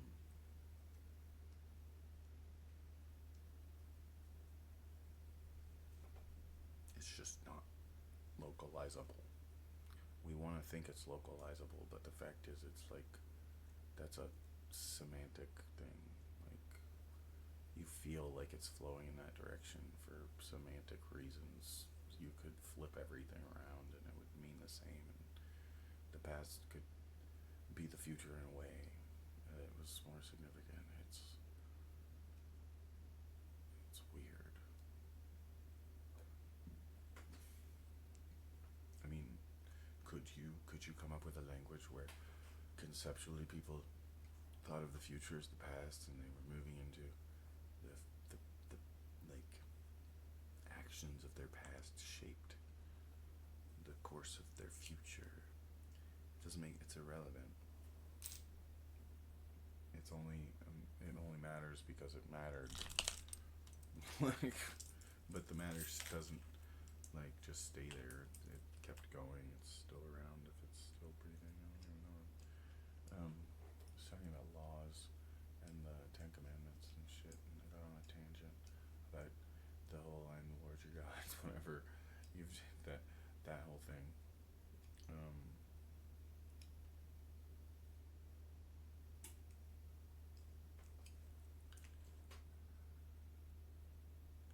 there's like a wisdom tradition, and like in the yoga of the world and the seekers of the world, I don't know, there is a give and take. Like, and even in Hebrew tradition, there's like the Kli and the Kabbalistic kind of mysticism where you have a cup and you take and you can give and take, right? Like the whole spiritual, like moral idea of give and take. Uh,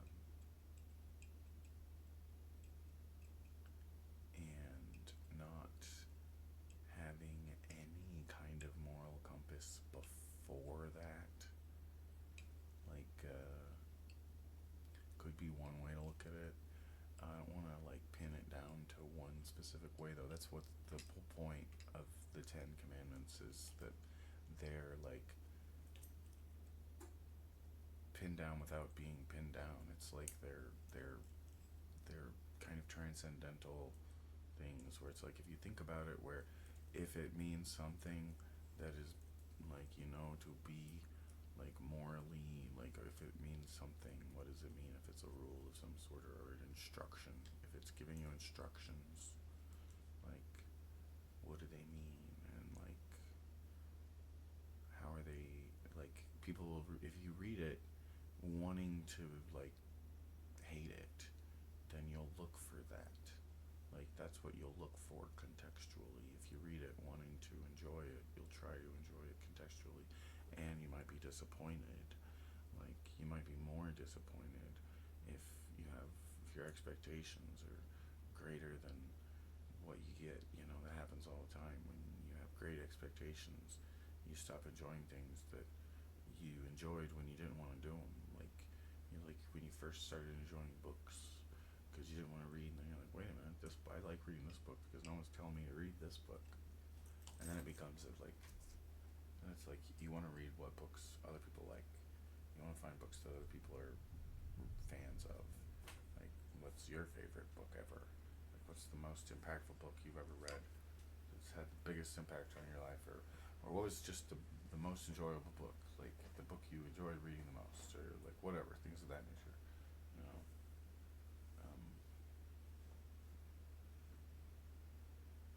um, everything's. It's like when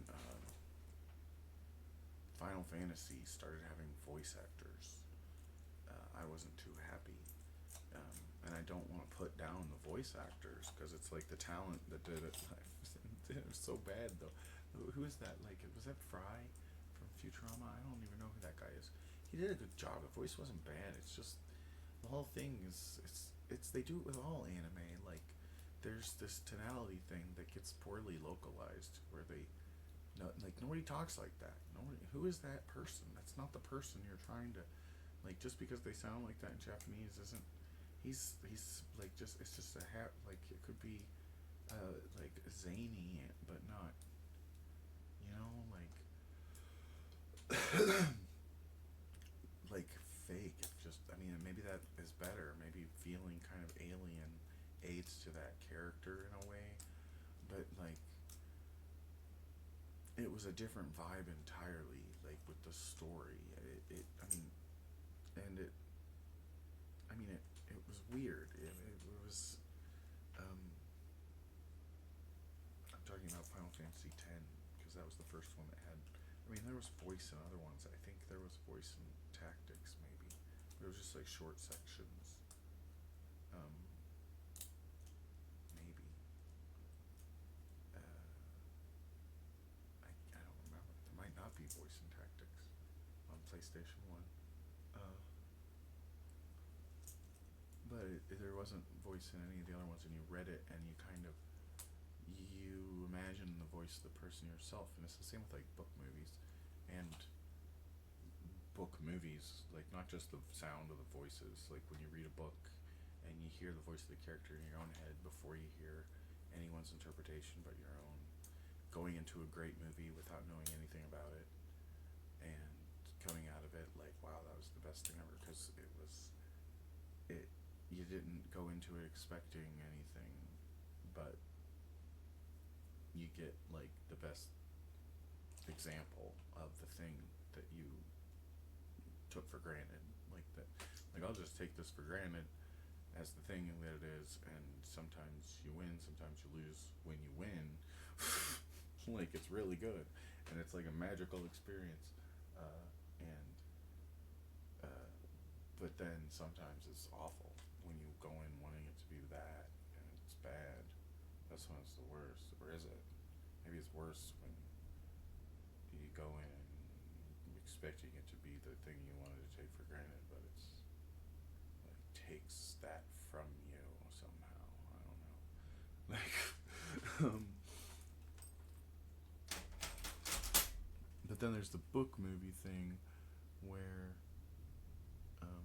hearing the voice in your head and what you expect the characters to sound like, and then when you have voice actors, it always feels just a little cringe to me because it's like if it wasn't like I don't know, it's like adding voices to old Final Fantasy characters.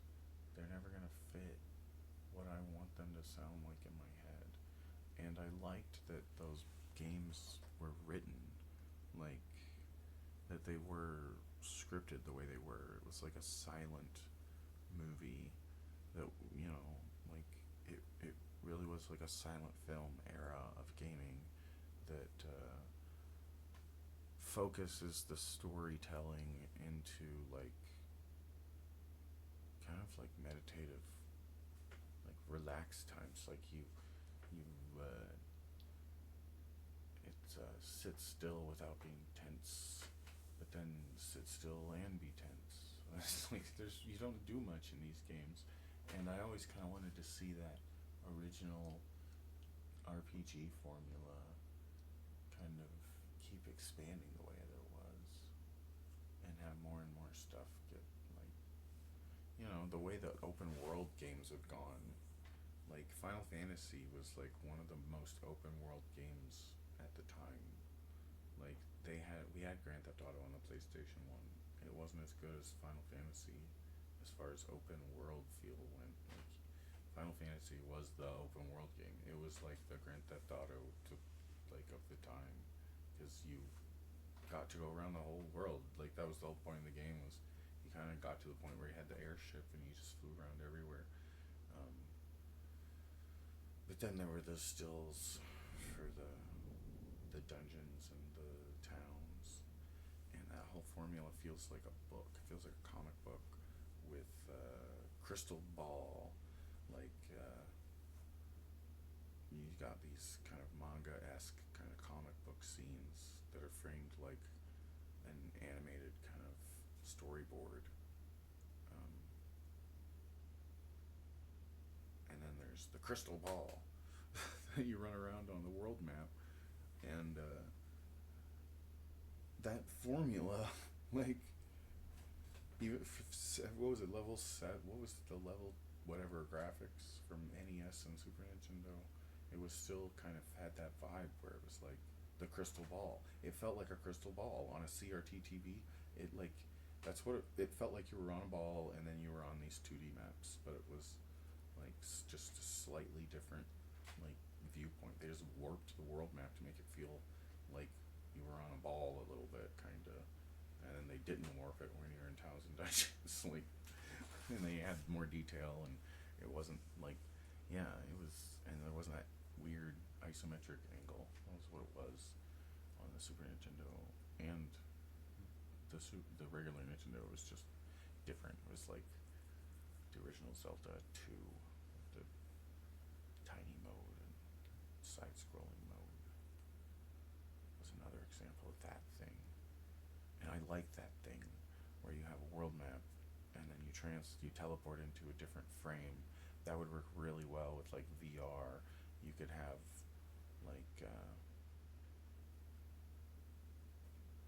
real, claymation type content with games where you have a real kind of diorama that someone made with, handmade real thing, a model that someone made, some miniature thing. Then they take photos of it, photogrammetry, and you get this real life, high definition kind of light fields photography like Google does, or did. They did a little bit of it and then they didn't do anything else. Google keeps doing a ton of stuff like really cool like that and then not doing anything else. Like Google Earth VR could be so dope if they added the rest of Google Earth to it, so that you got like the whole Google Earth suite with VR. If they just added like a VR button to Google Earth Pro, and you could click on it and then immediately go into Google Earth VR, but like on Mars, or looking at the stars, or all the other functions. You could have AI freaking write code to get working. It pisses me off that there isn't like a VR Stellarium that lets you fly around the universe that we can see right now, and actually gives you accurate, like, simulated versions of what we know to be actually there. Like, and be able to fly around and look back and see the universe from different angles based on what we can see from here. We might find some cool things before the robots find it all. They're just gonna let AI discover it all before letting normal people find anything, the bastards. So just let robots find everything and don't let humans play with any of it.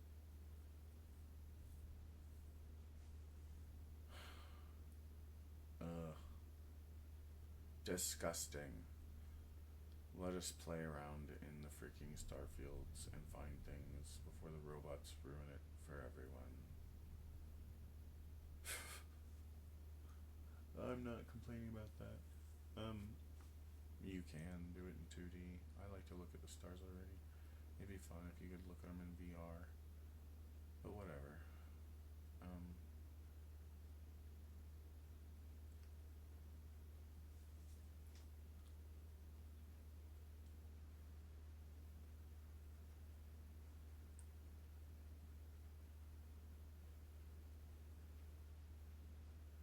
2 hours. It's been like an hour of this screen. It's still raining.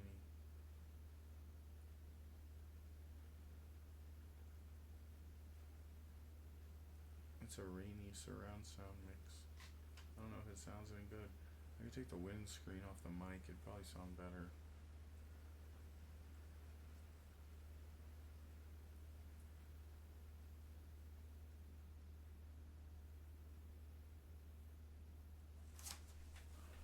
Let me turn it down and take it off and turn it back up.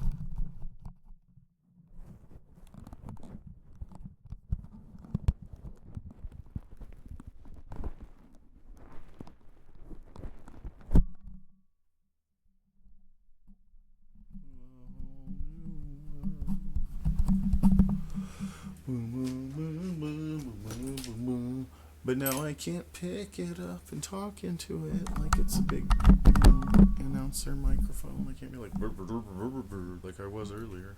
Can't use it like that now. Now it's not usable like that, but I can use it like that from this far away. I don't have to use it like that up in my face. It's kind of too much. I don't know.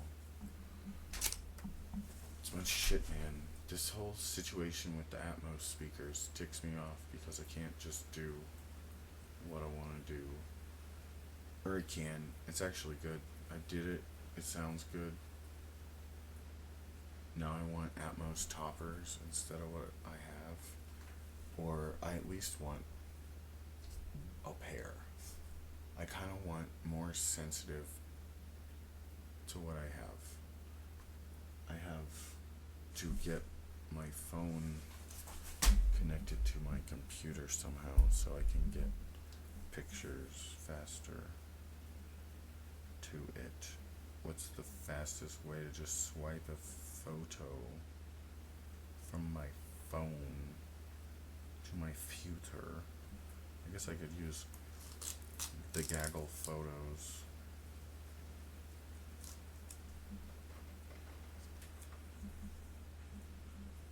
I don't like these cameras. It's like you put this nice array of cameras on this thing that I stuff in my pocket. So it's like, gotta put tape over them, put a screen protector on it, put tape over the screen protector. Freaking.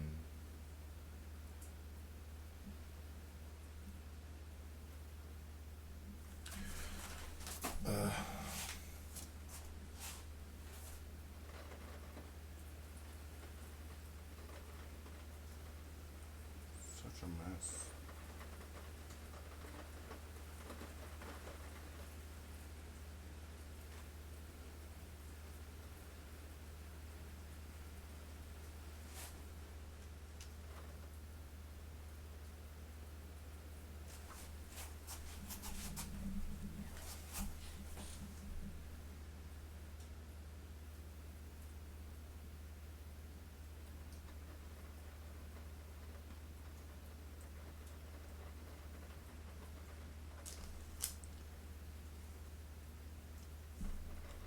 Uploading photos. Uploading photos. Photos uploading. Google. Google. Photos. Google Photos. Photos. Google.com. The photo gaggle. The photo gaggle. Copy this image. Can I just paste it? Or can I slide it over? Oh, where'd it go? What did I do with it? I'm gonna save this image. Picture. Open this file. And now drag it over here. There it is. That's my Atmos enabled speaker.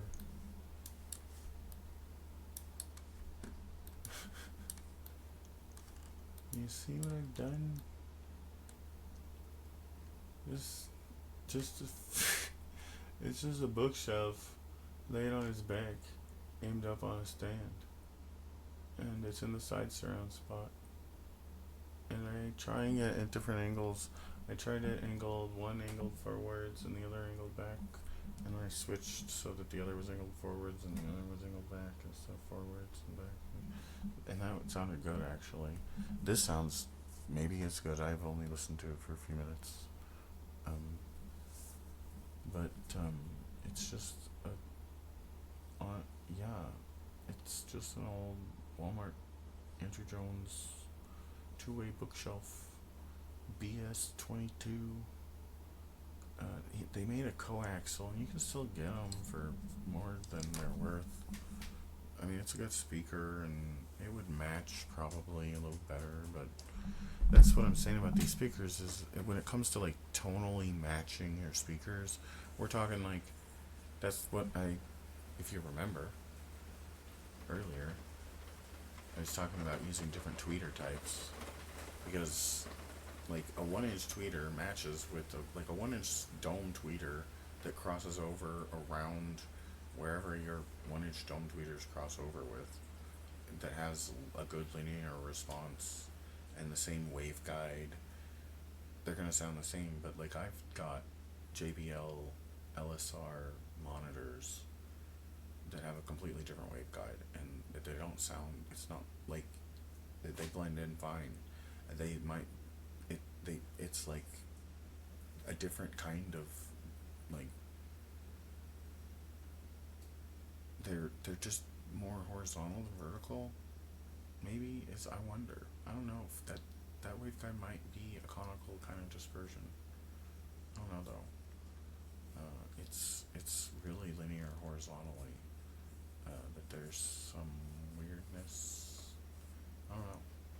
No, I don't hear any weirdness. It sounds fine, but like the Andrew Jones speakers have that kind of cone thing, that circular waveguide that you see a lot of domes in.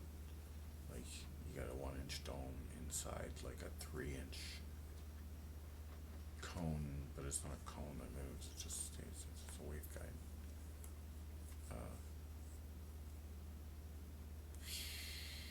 But that's what I'm saying. It's like if you need the speakers to match tonally, then those are the speakers that are in like a ring. Anytime you have a ring of speakers, it's like those all need to match tonally.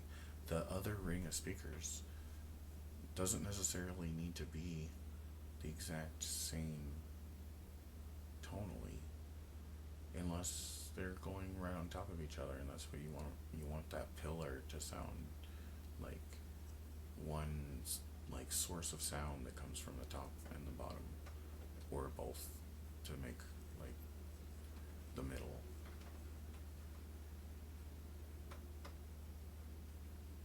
Something's whistling. I hear like a woo.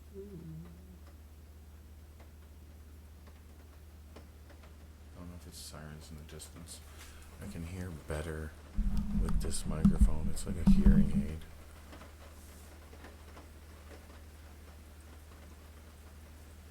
It sounds like it might be sirens in the distance.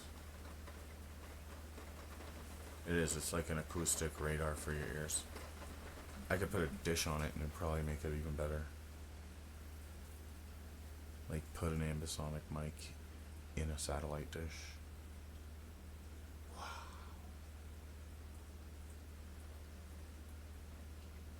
Just a normal mic in a satellite dish is like pretty cool. Like an acoustic telescope. Like that's something like they use these shotgun microphones and stuff to get these really. But you can actually make a telescopic lens for a microscope that'll let you like put your microphone 20 feet away. It'll be able to hear you as long as your head is in the bullseye where the microphone mic is aimed. If you just sit here, make sure your head's in this circle, it's in this sphere right here, and talk and whisper, be able to hear you from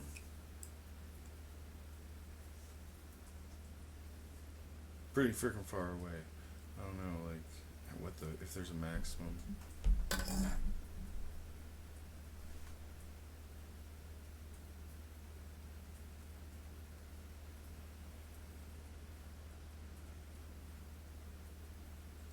I just wanted to record the rain and talk about why I think the surround sound processing is freaking dicking around. They're freaking stalling now at this point. It feels like there could be so many more features unlocked, just letting us have some level of control.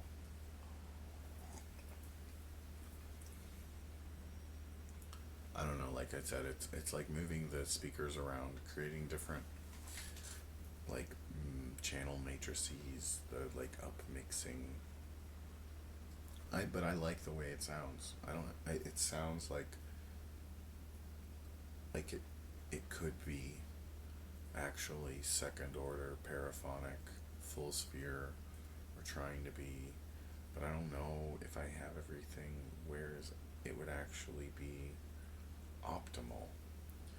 Dolby recommends front Dolby Atmos upfiring. Like if you're only going to do one Atmos upfiring, you do the front, and then you do tops or highs in the rear ceiling or up high on the rear wall.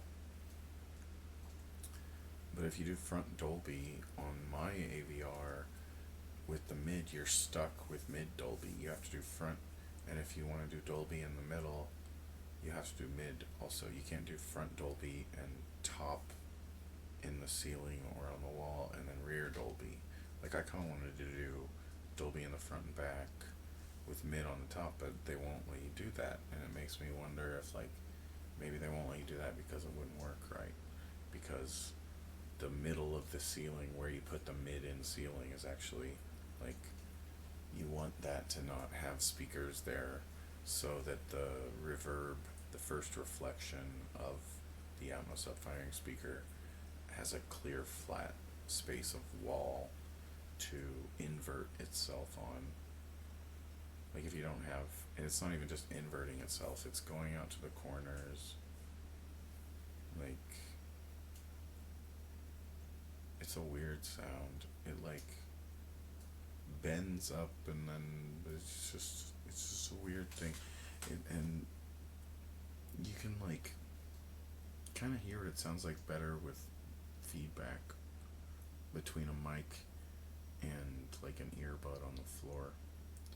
Like if you put a mic in the middle of the room and then you put a earbud that can hear the mic right under that on the floor, and then not so much that it's like ringing like where you could audibly hear it. It's weird. It won't ring like a like normal, because the mic will, like with this mic, it does it with this mic and these earbuds.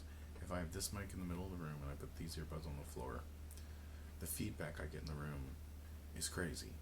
It's like you can hear it everywhere, and it's because it's in that vertical axial like mode, like because the mic is catching the vertical axial, like it's catching the sound the earbud is making from every direction that it can hear it in, and then it's sending it back to the earbud, and the earbud is the sound that the earbud is hissing isn't a high frequency noise. It's like every high frequency noise that is heard that the microphone can actually produce with high enough efficiency to go out into the room, and that keeps feeding back that and feeding back that and feeding back that, and it doesn't ring, but it makes this sound that's like, what is that noise? Like, it sounds like a hissing, but it's not a, it's like an inaudible hiss that you can just barely tell is a sound, but since the earbud is on the floor making it, like, it's going straight up and down first. Like, it just goes, and then it does that thing that the Atmos speakers does. And it is a great example. But I don't know if you can reproduce what I'm talking about. It's specific to every room. Like, you have to be able to catch your room's specific, like, teeny tiny earbud frequency modes from any point. It'd probably work from anywhere. I don't know. I don't have my mic like mounted up where I did before. I had it like central in the space. It might only work from there. I don't know. Not like dead center either. Just like in the middle. And that's another thing. Is like that whole proportional relationship. Let's just keep looking at this gross ass rusty Samsung butt. Samsung TV butt. Like gross Samsung TV butts. A dirty old helmet. Some old postal garbage. Just disgusting. Look at that empty bottle. It's just trash. It's just trash. This is garbage. Garbage. What was I rambling about? Speakers. I was zooming out to look at something.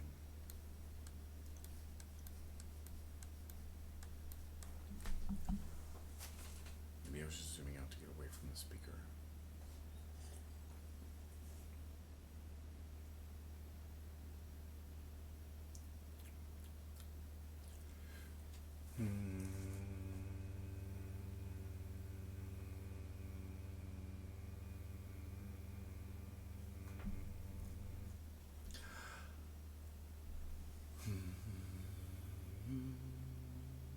I have bells. Bells and whistles.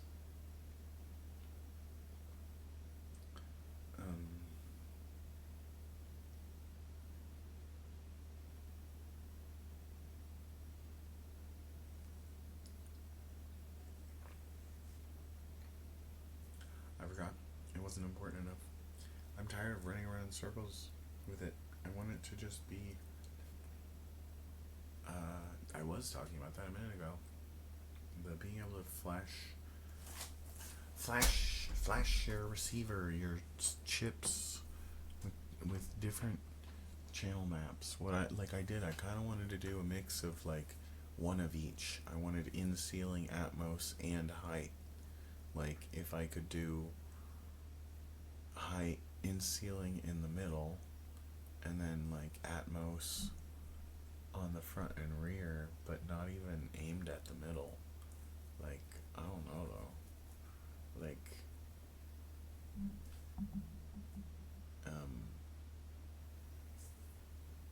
I wanted some on the floor. Was the thing? It's like I don't even want them as the toppers. I want bottom up, like to cover the whole negative phase from the floor to the ceiling, you know, like for the top down axis, if we're gonna call it top down. Like, where's the zero?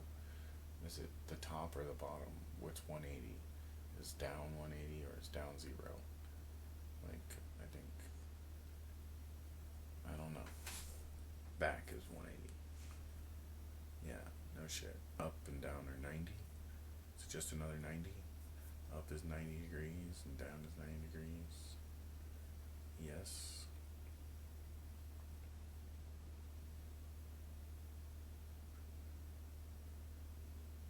So top, bottom, left, right, and rear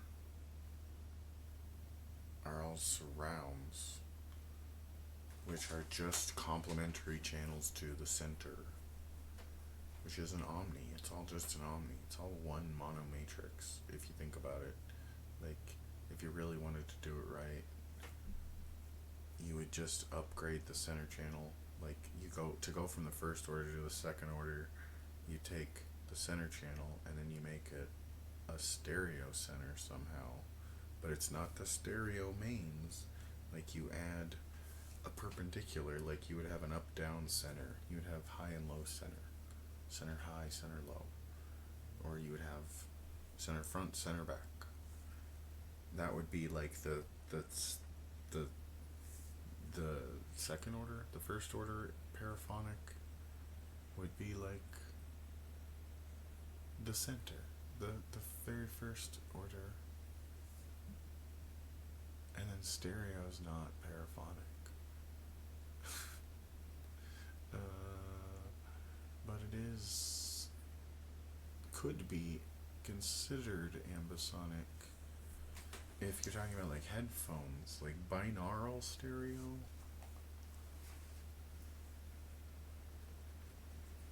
So like the side channels are like a first order, or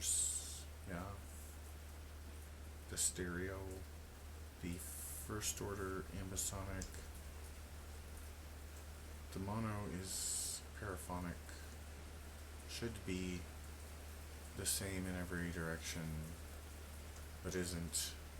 But like, you always get the same signal from the same direction. So it's like it's a point source omni kind of thing.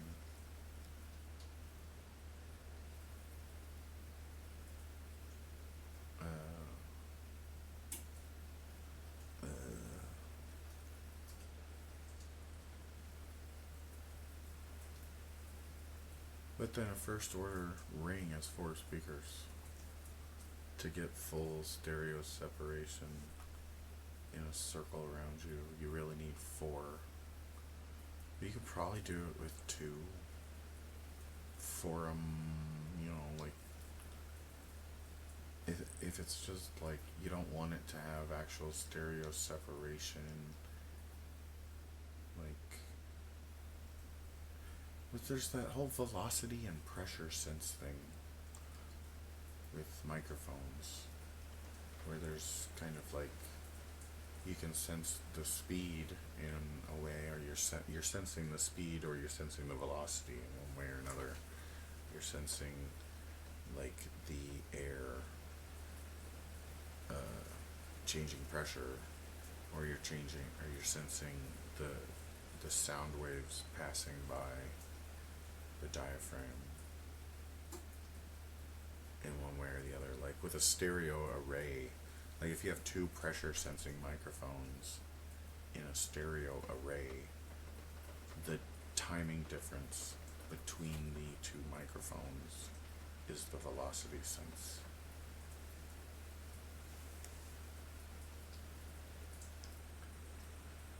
I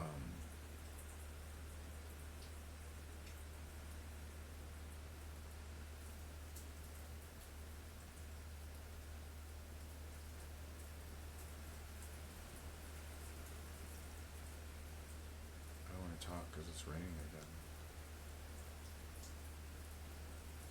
It sounds really fuzzy in my ears.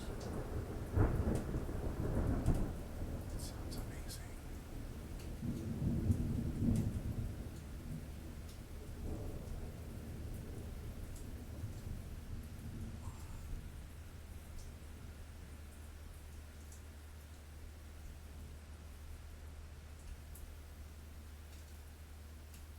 There's a whole lot of noise upstairs for me. Not a whole lot of.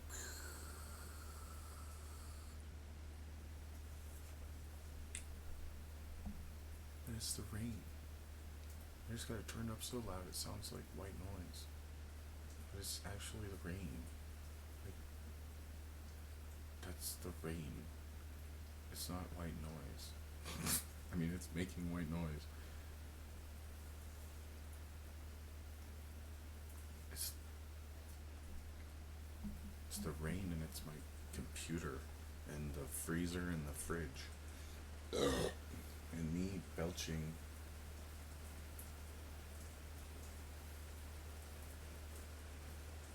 Beautiful. Smells like, I don't know, I just got like a early childhood memory.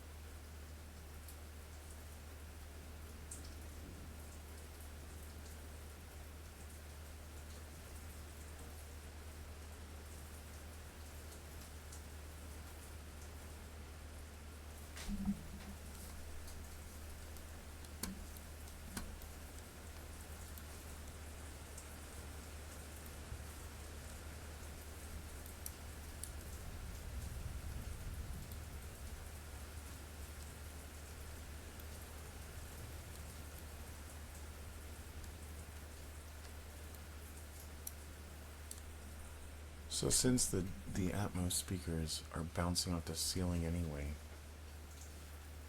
maybe you could run a pair in series. Like you have one on the floor, like in the front right, like on the top front right, on top of the front right main, and it's aiming at another speaker in the rear left top of the ceiling, and they're actually directly out of phase with each other, so that they reinforce the intended motion of the one, like, dipole wave they're making. Or it's not a dipole, it's just a mono matrix of two speakers. Like, it's a symmetrical pair of speakers that play the same signal out of phase with each other to move that, to get that reverb faster, to get it stronger and faster, and stop it faster and start it faster, basically. But not, like, I wonder if it would work as is the way it is now, because of the way the Atmos actually works. If you could just have pairs to one channel in series, out of phase, on opposite sides, like aligned with the way you have everything lined up in the room. Because there's different ways you can go about it. Like, if you pull it out further in the room, you're not so wall bound. I don't know if it makes much of a difference. Probably doesn't make much of a difference.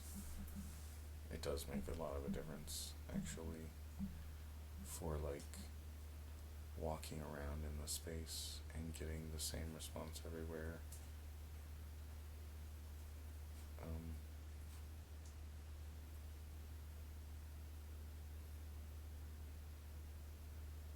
But it's not. If you could do that with the top and the bottom, because it's like the hardest thing to get, and I don't know if it would be better or worse to do that, or even like an in-ceiling. Like, if you had your Atmos aimed at a corresponding in-ceiling speaker, and the in-ceiling speaker barked back what the Atmos speaker should be reflecting also, so that it like reinforces the reflections from the point where they're supposed to be reflecting.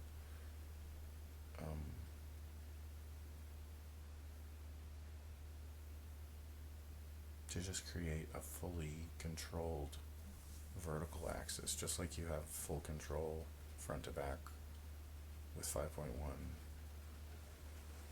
You need it vertically in some way.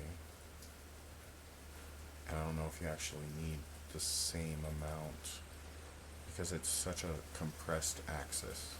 It's the shortest one.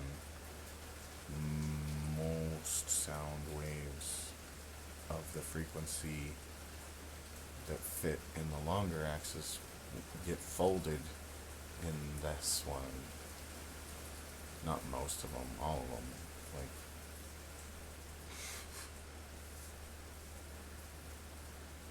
the longest, that's like the base. So like you get this, I don't know if like certain frequencies will even work vertically in your room.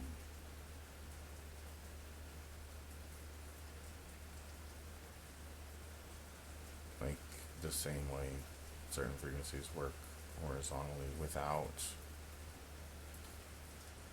like two on the floor, two on the ceiling. I guess you put four on the ceiling or four on the toppers, but then it's like just the elevation change alone changes the sound. It's like a different layer. That was my point, is like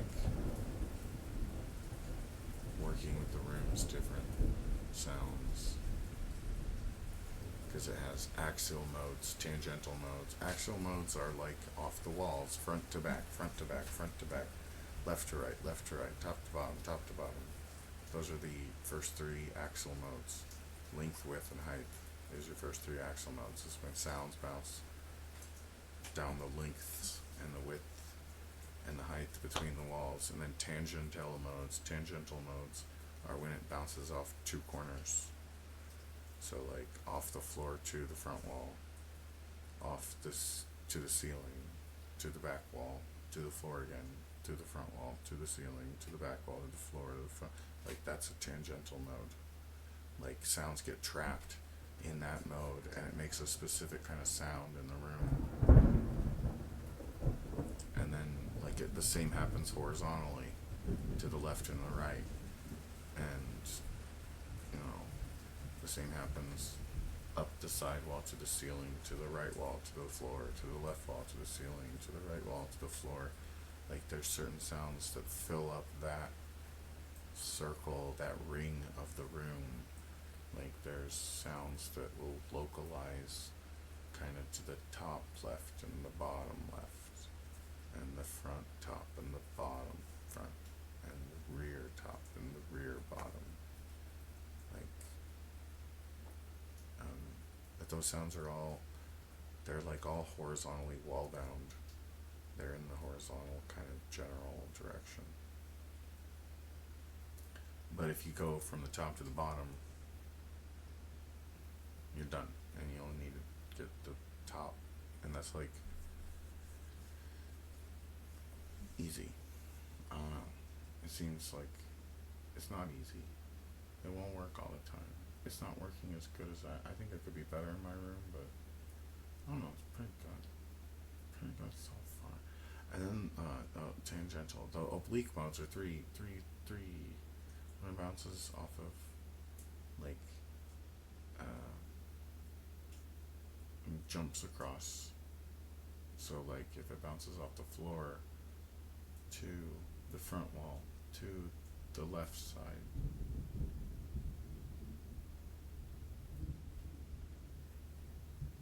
and then from there it'll bounce either to like the ceiling, or it'll go across to the right side of the room, and then from there it might go to the ceiling or back to the front. You know, like tangential modes can be, I mean oblique, not tangential. From tangential you get oblique modes. Oblique modes are oblique. They bounce all over the room. Like they'll touch all three and then they bounce everywhere. And I guess they will decay down into like a tangential mode and then to an axial mode, and then they start vibrating with the oxygen in the air. Like from there, like they settle down by homeostatic relationships with the nitrogen and the oxygen. Like they vibe a certain frequency, and the air is very high pitched. You can't hear it. It's so tiny. But yeah, the sounds decay into that shit all the time, very quickly. You have to put a lot of energy into it, relatively speaking.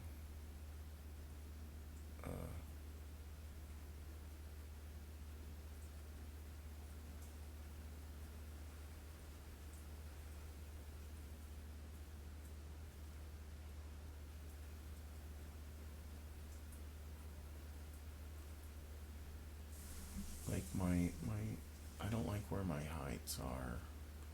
I have them on the wall up high on speaker stands because that's where there are studs to put speakers, not because it is the best sounding location for speakers up high. It's just where I could mount them into the wall easily without new anything.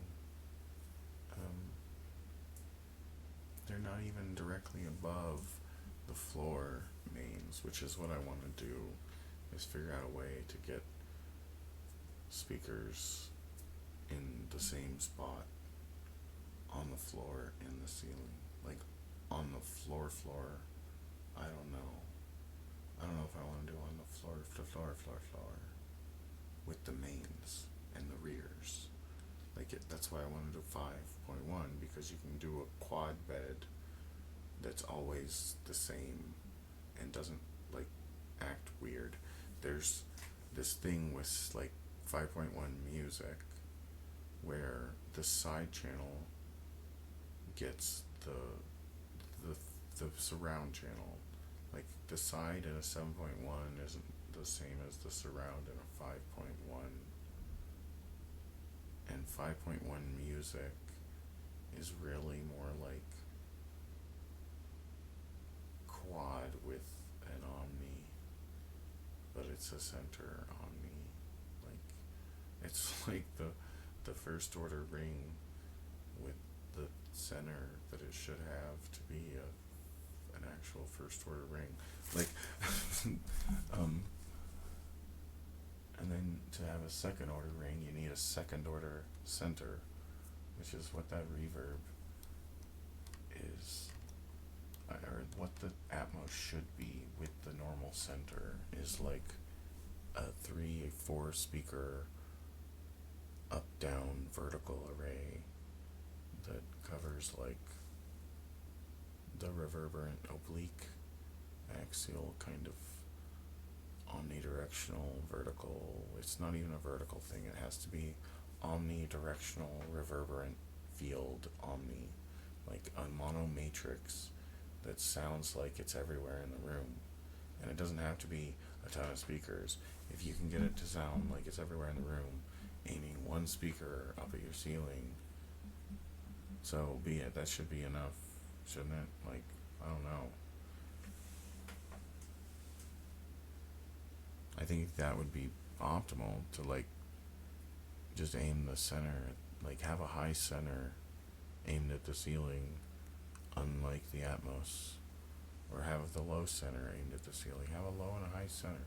Have a low center aimed up at the ceiling. Have a high center aimed down for the coverage, like across the room, so everyone's head can see it from everywhere. And a low one that is like an Atmos up-firing speaker on the floor that is for, that would be a stereo center in the center, but it's stereo in the vertical, and it's making a dipole thing that creates an omnidirectional center channel. And then you have two of those quad rings, and you have a second order, not just first order. You have, what's that? One, it's that center channel, and the LFE should be their own. The LFE shouldn't even be counted in this. LFE is a speaker crossover design issue. Like, you're trying to cross over a mono matrix with every speaker in the room, so you have to have your own paraphonic matrix of subs to cross over with the paraphonic array, because you don't need as many subs. You don't need 4, tops maybe 5. I have 5 because I don't know, putting one top dead center is good. It creates this straight up and down impulse, like you get the butt kicker from the ceiling. Like, you actually feel direct. Like, I already said this, it's crossing over with my toppers, so it's only getting sounds that's supposed to be reflecting off the ceiling.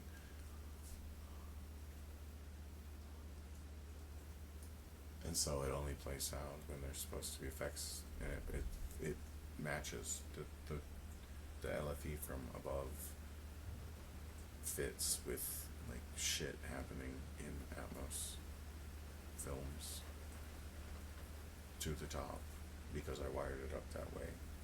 But then so does the normal LFE, but I can't get all those speakers up there. I only have room for one.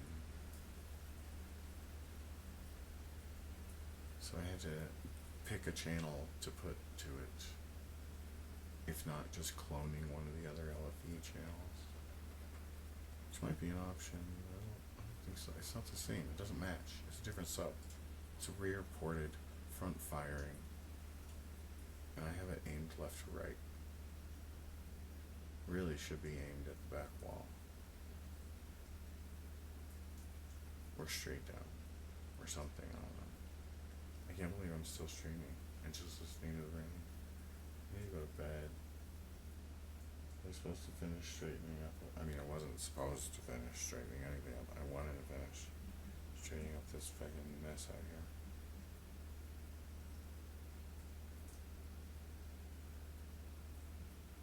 Throw away more shit. Go through more shit. Like this. What is this? Gerson's jewelry. This is to my sister. Sell your valuables.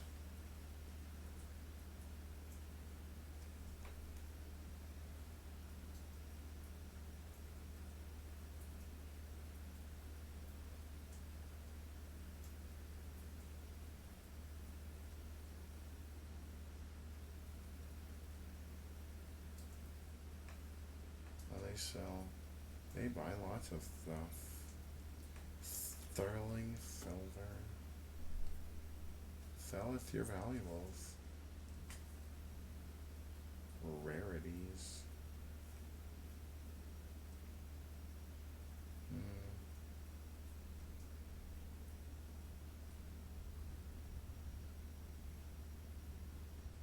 Oh, they'll buy your dental gold. The hell was that?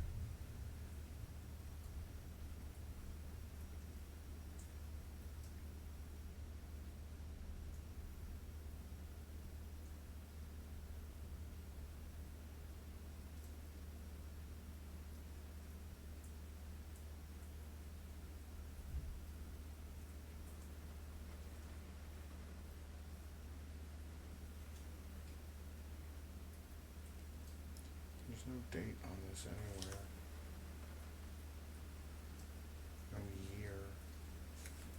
There's no year on this. There's no year.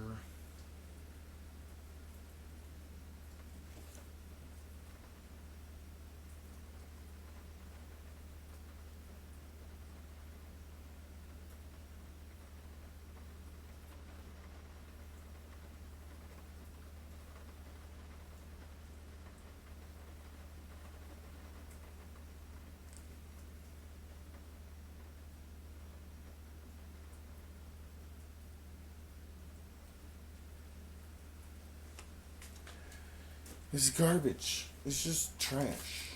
I got this tripod. It's broken. But I mean, it's never broken. I can still use it. It actually still has a nub I clamped to. That's why I keep it. I tried to hot glue a screw to it, but it just wobbles. It's not stable enough. I need to use like epoxy resin or something. It'll work. It's not trash. This is an old piece of music. What piece of music?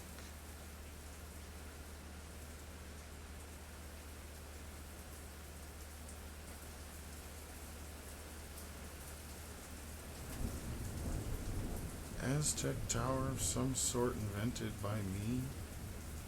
Dreadfully tall, must climb. Jutka. B and E flat.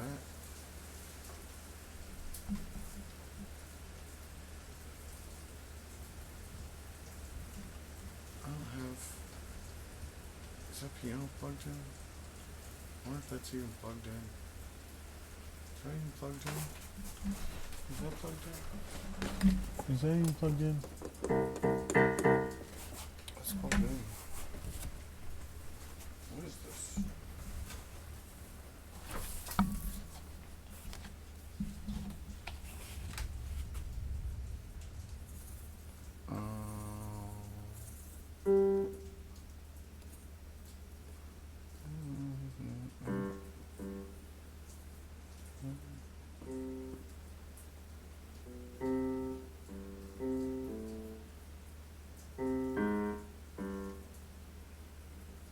No, it's down. That's why it doesn't sound right.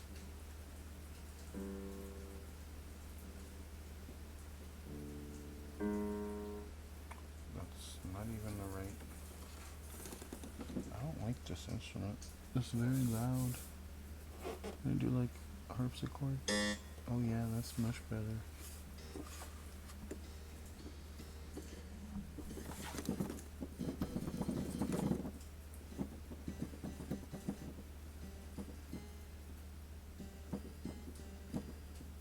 It's not right.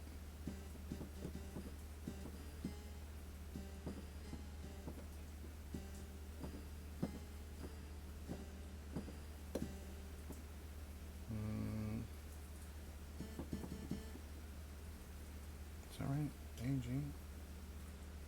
No.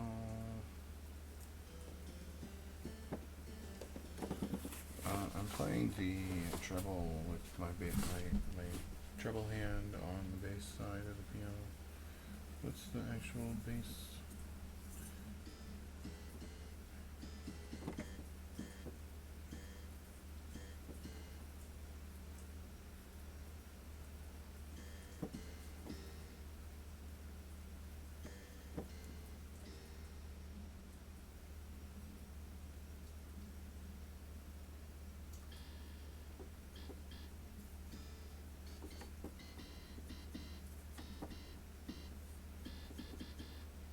What the hell?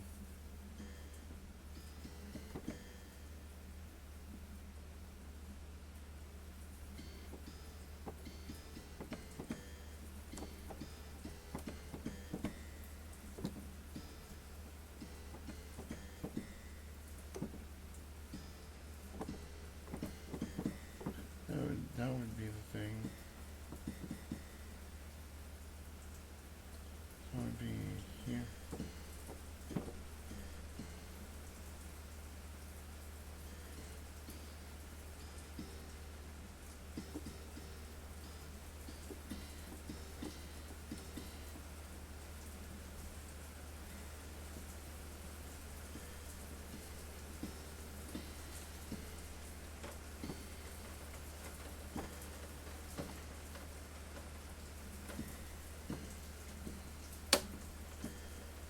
Jeez, what the hell?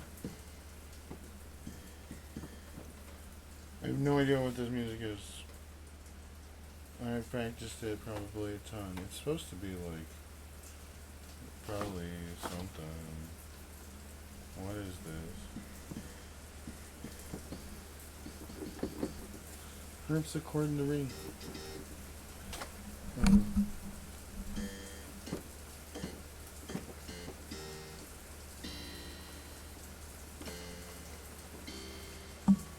Wait, it's going up now. Dang. Where's... I don't want to play harpsichord anymore.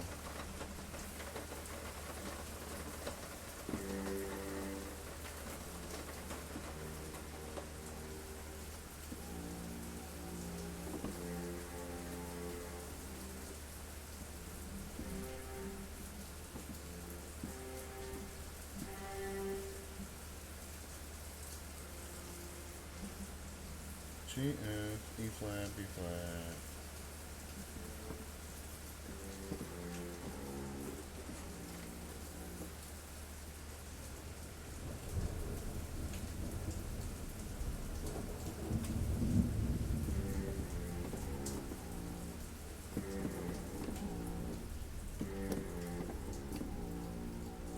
F, C, G, F. F, C, G, F. F, C, G, F.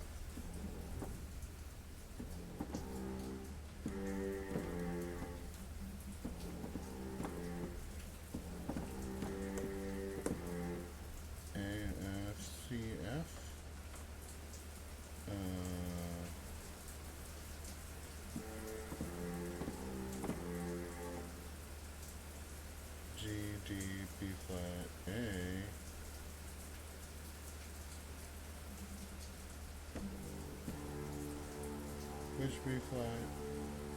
Why not? So here. B flat, A, G, D.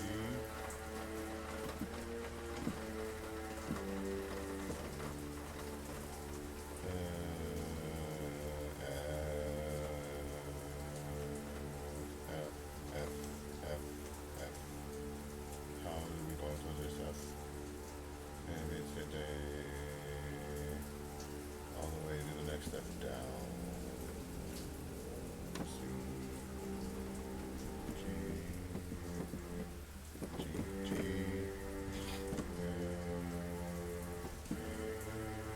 G,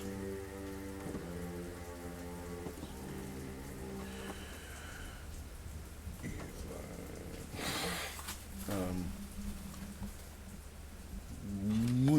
flat. I don't know what song this is. It looks like dun dun dun dun dun dun dun. It might be like raindrops. I don't know. C A A D. Let's try something slower.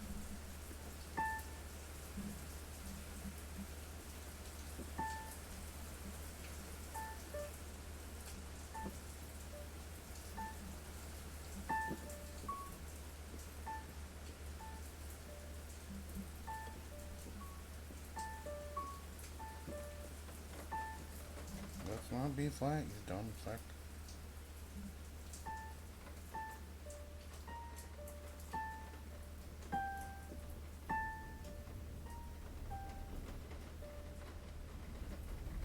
So A, D, B flat, D, A, D, G, D, A, D, B flat, D,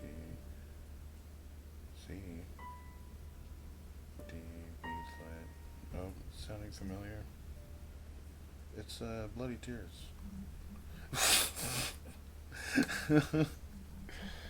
Okay. Now I know.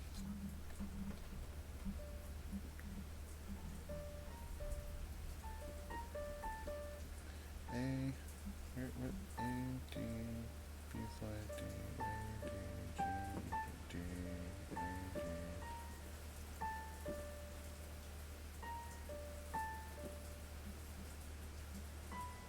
If I could remember. A, B, D, B flat, D, A, D, G, D, A, D, B flat, D, C, D, B flat, D, A, D, shit, where's F? Which F? Jeez, where am I? This up or down? It's between the A I've been playing. This must be this F. Out of nowhere. That one. Okay.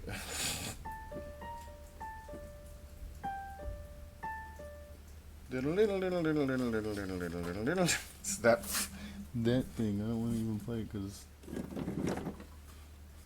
Okay. So I have to mash it to even get close to the speed.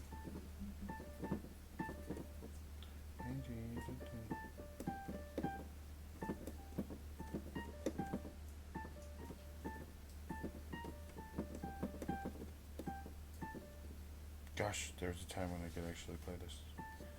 I could probably still do it if I cared enough to stand here and do this in a way that's going to make my arms hurt. But I'm going to keep that piece of music because I know the rest of it somewhere. It's not trash. It's probably trash. This is sheet music on cardstock. Why would I throw it away? I put it on cardstock because I wanted to keep it. I have a folder somewhere with all my old sheet music. I should somewhere. That shit better be like find a bunch of music. Like I got a bunch of music that printed off and put in some folder somewhere. Not that I couldn't probably find it, but I just don't want to fuck with it. It's Bloody Tears. I was just curious what music it was. I couldn't figure it out unless I played it. Brr.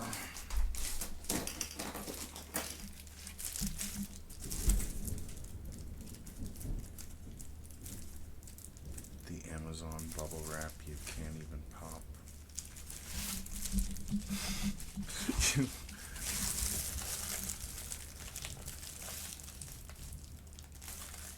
You sick bastards.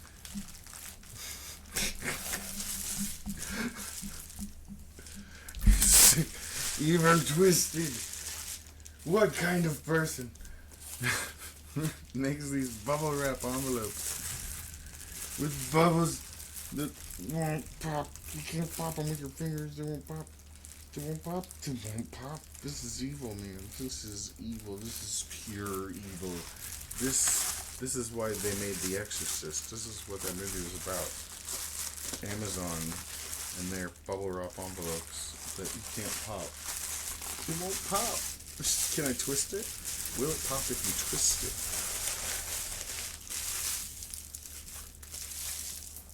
Oh, I thought I heard one. It still is not popping. That's crazy. Oh, got one.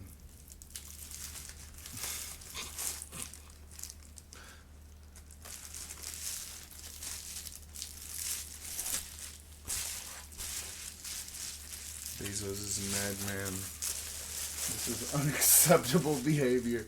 I will be reporting this. Did I like skip a syllable there? I don't know. I think I said I will be porting this. That's what I felt like I said. I'll be porting this. Wait, what did you say? I'll be porting this. I will be porting this. This bubble wrap is going to be teleported to the trash.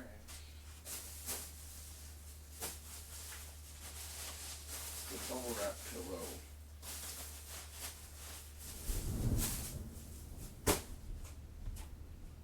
They're bombing us.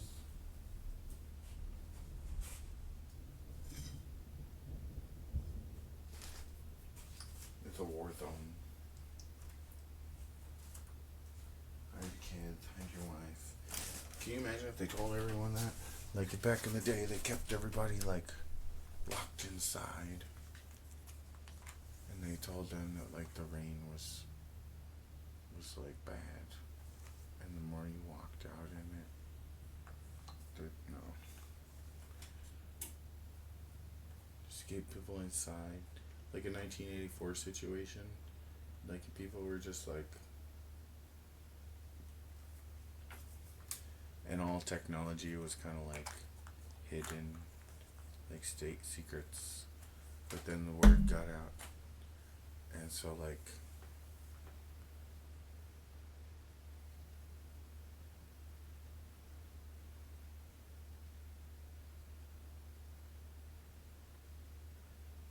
speakers.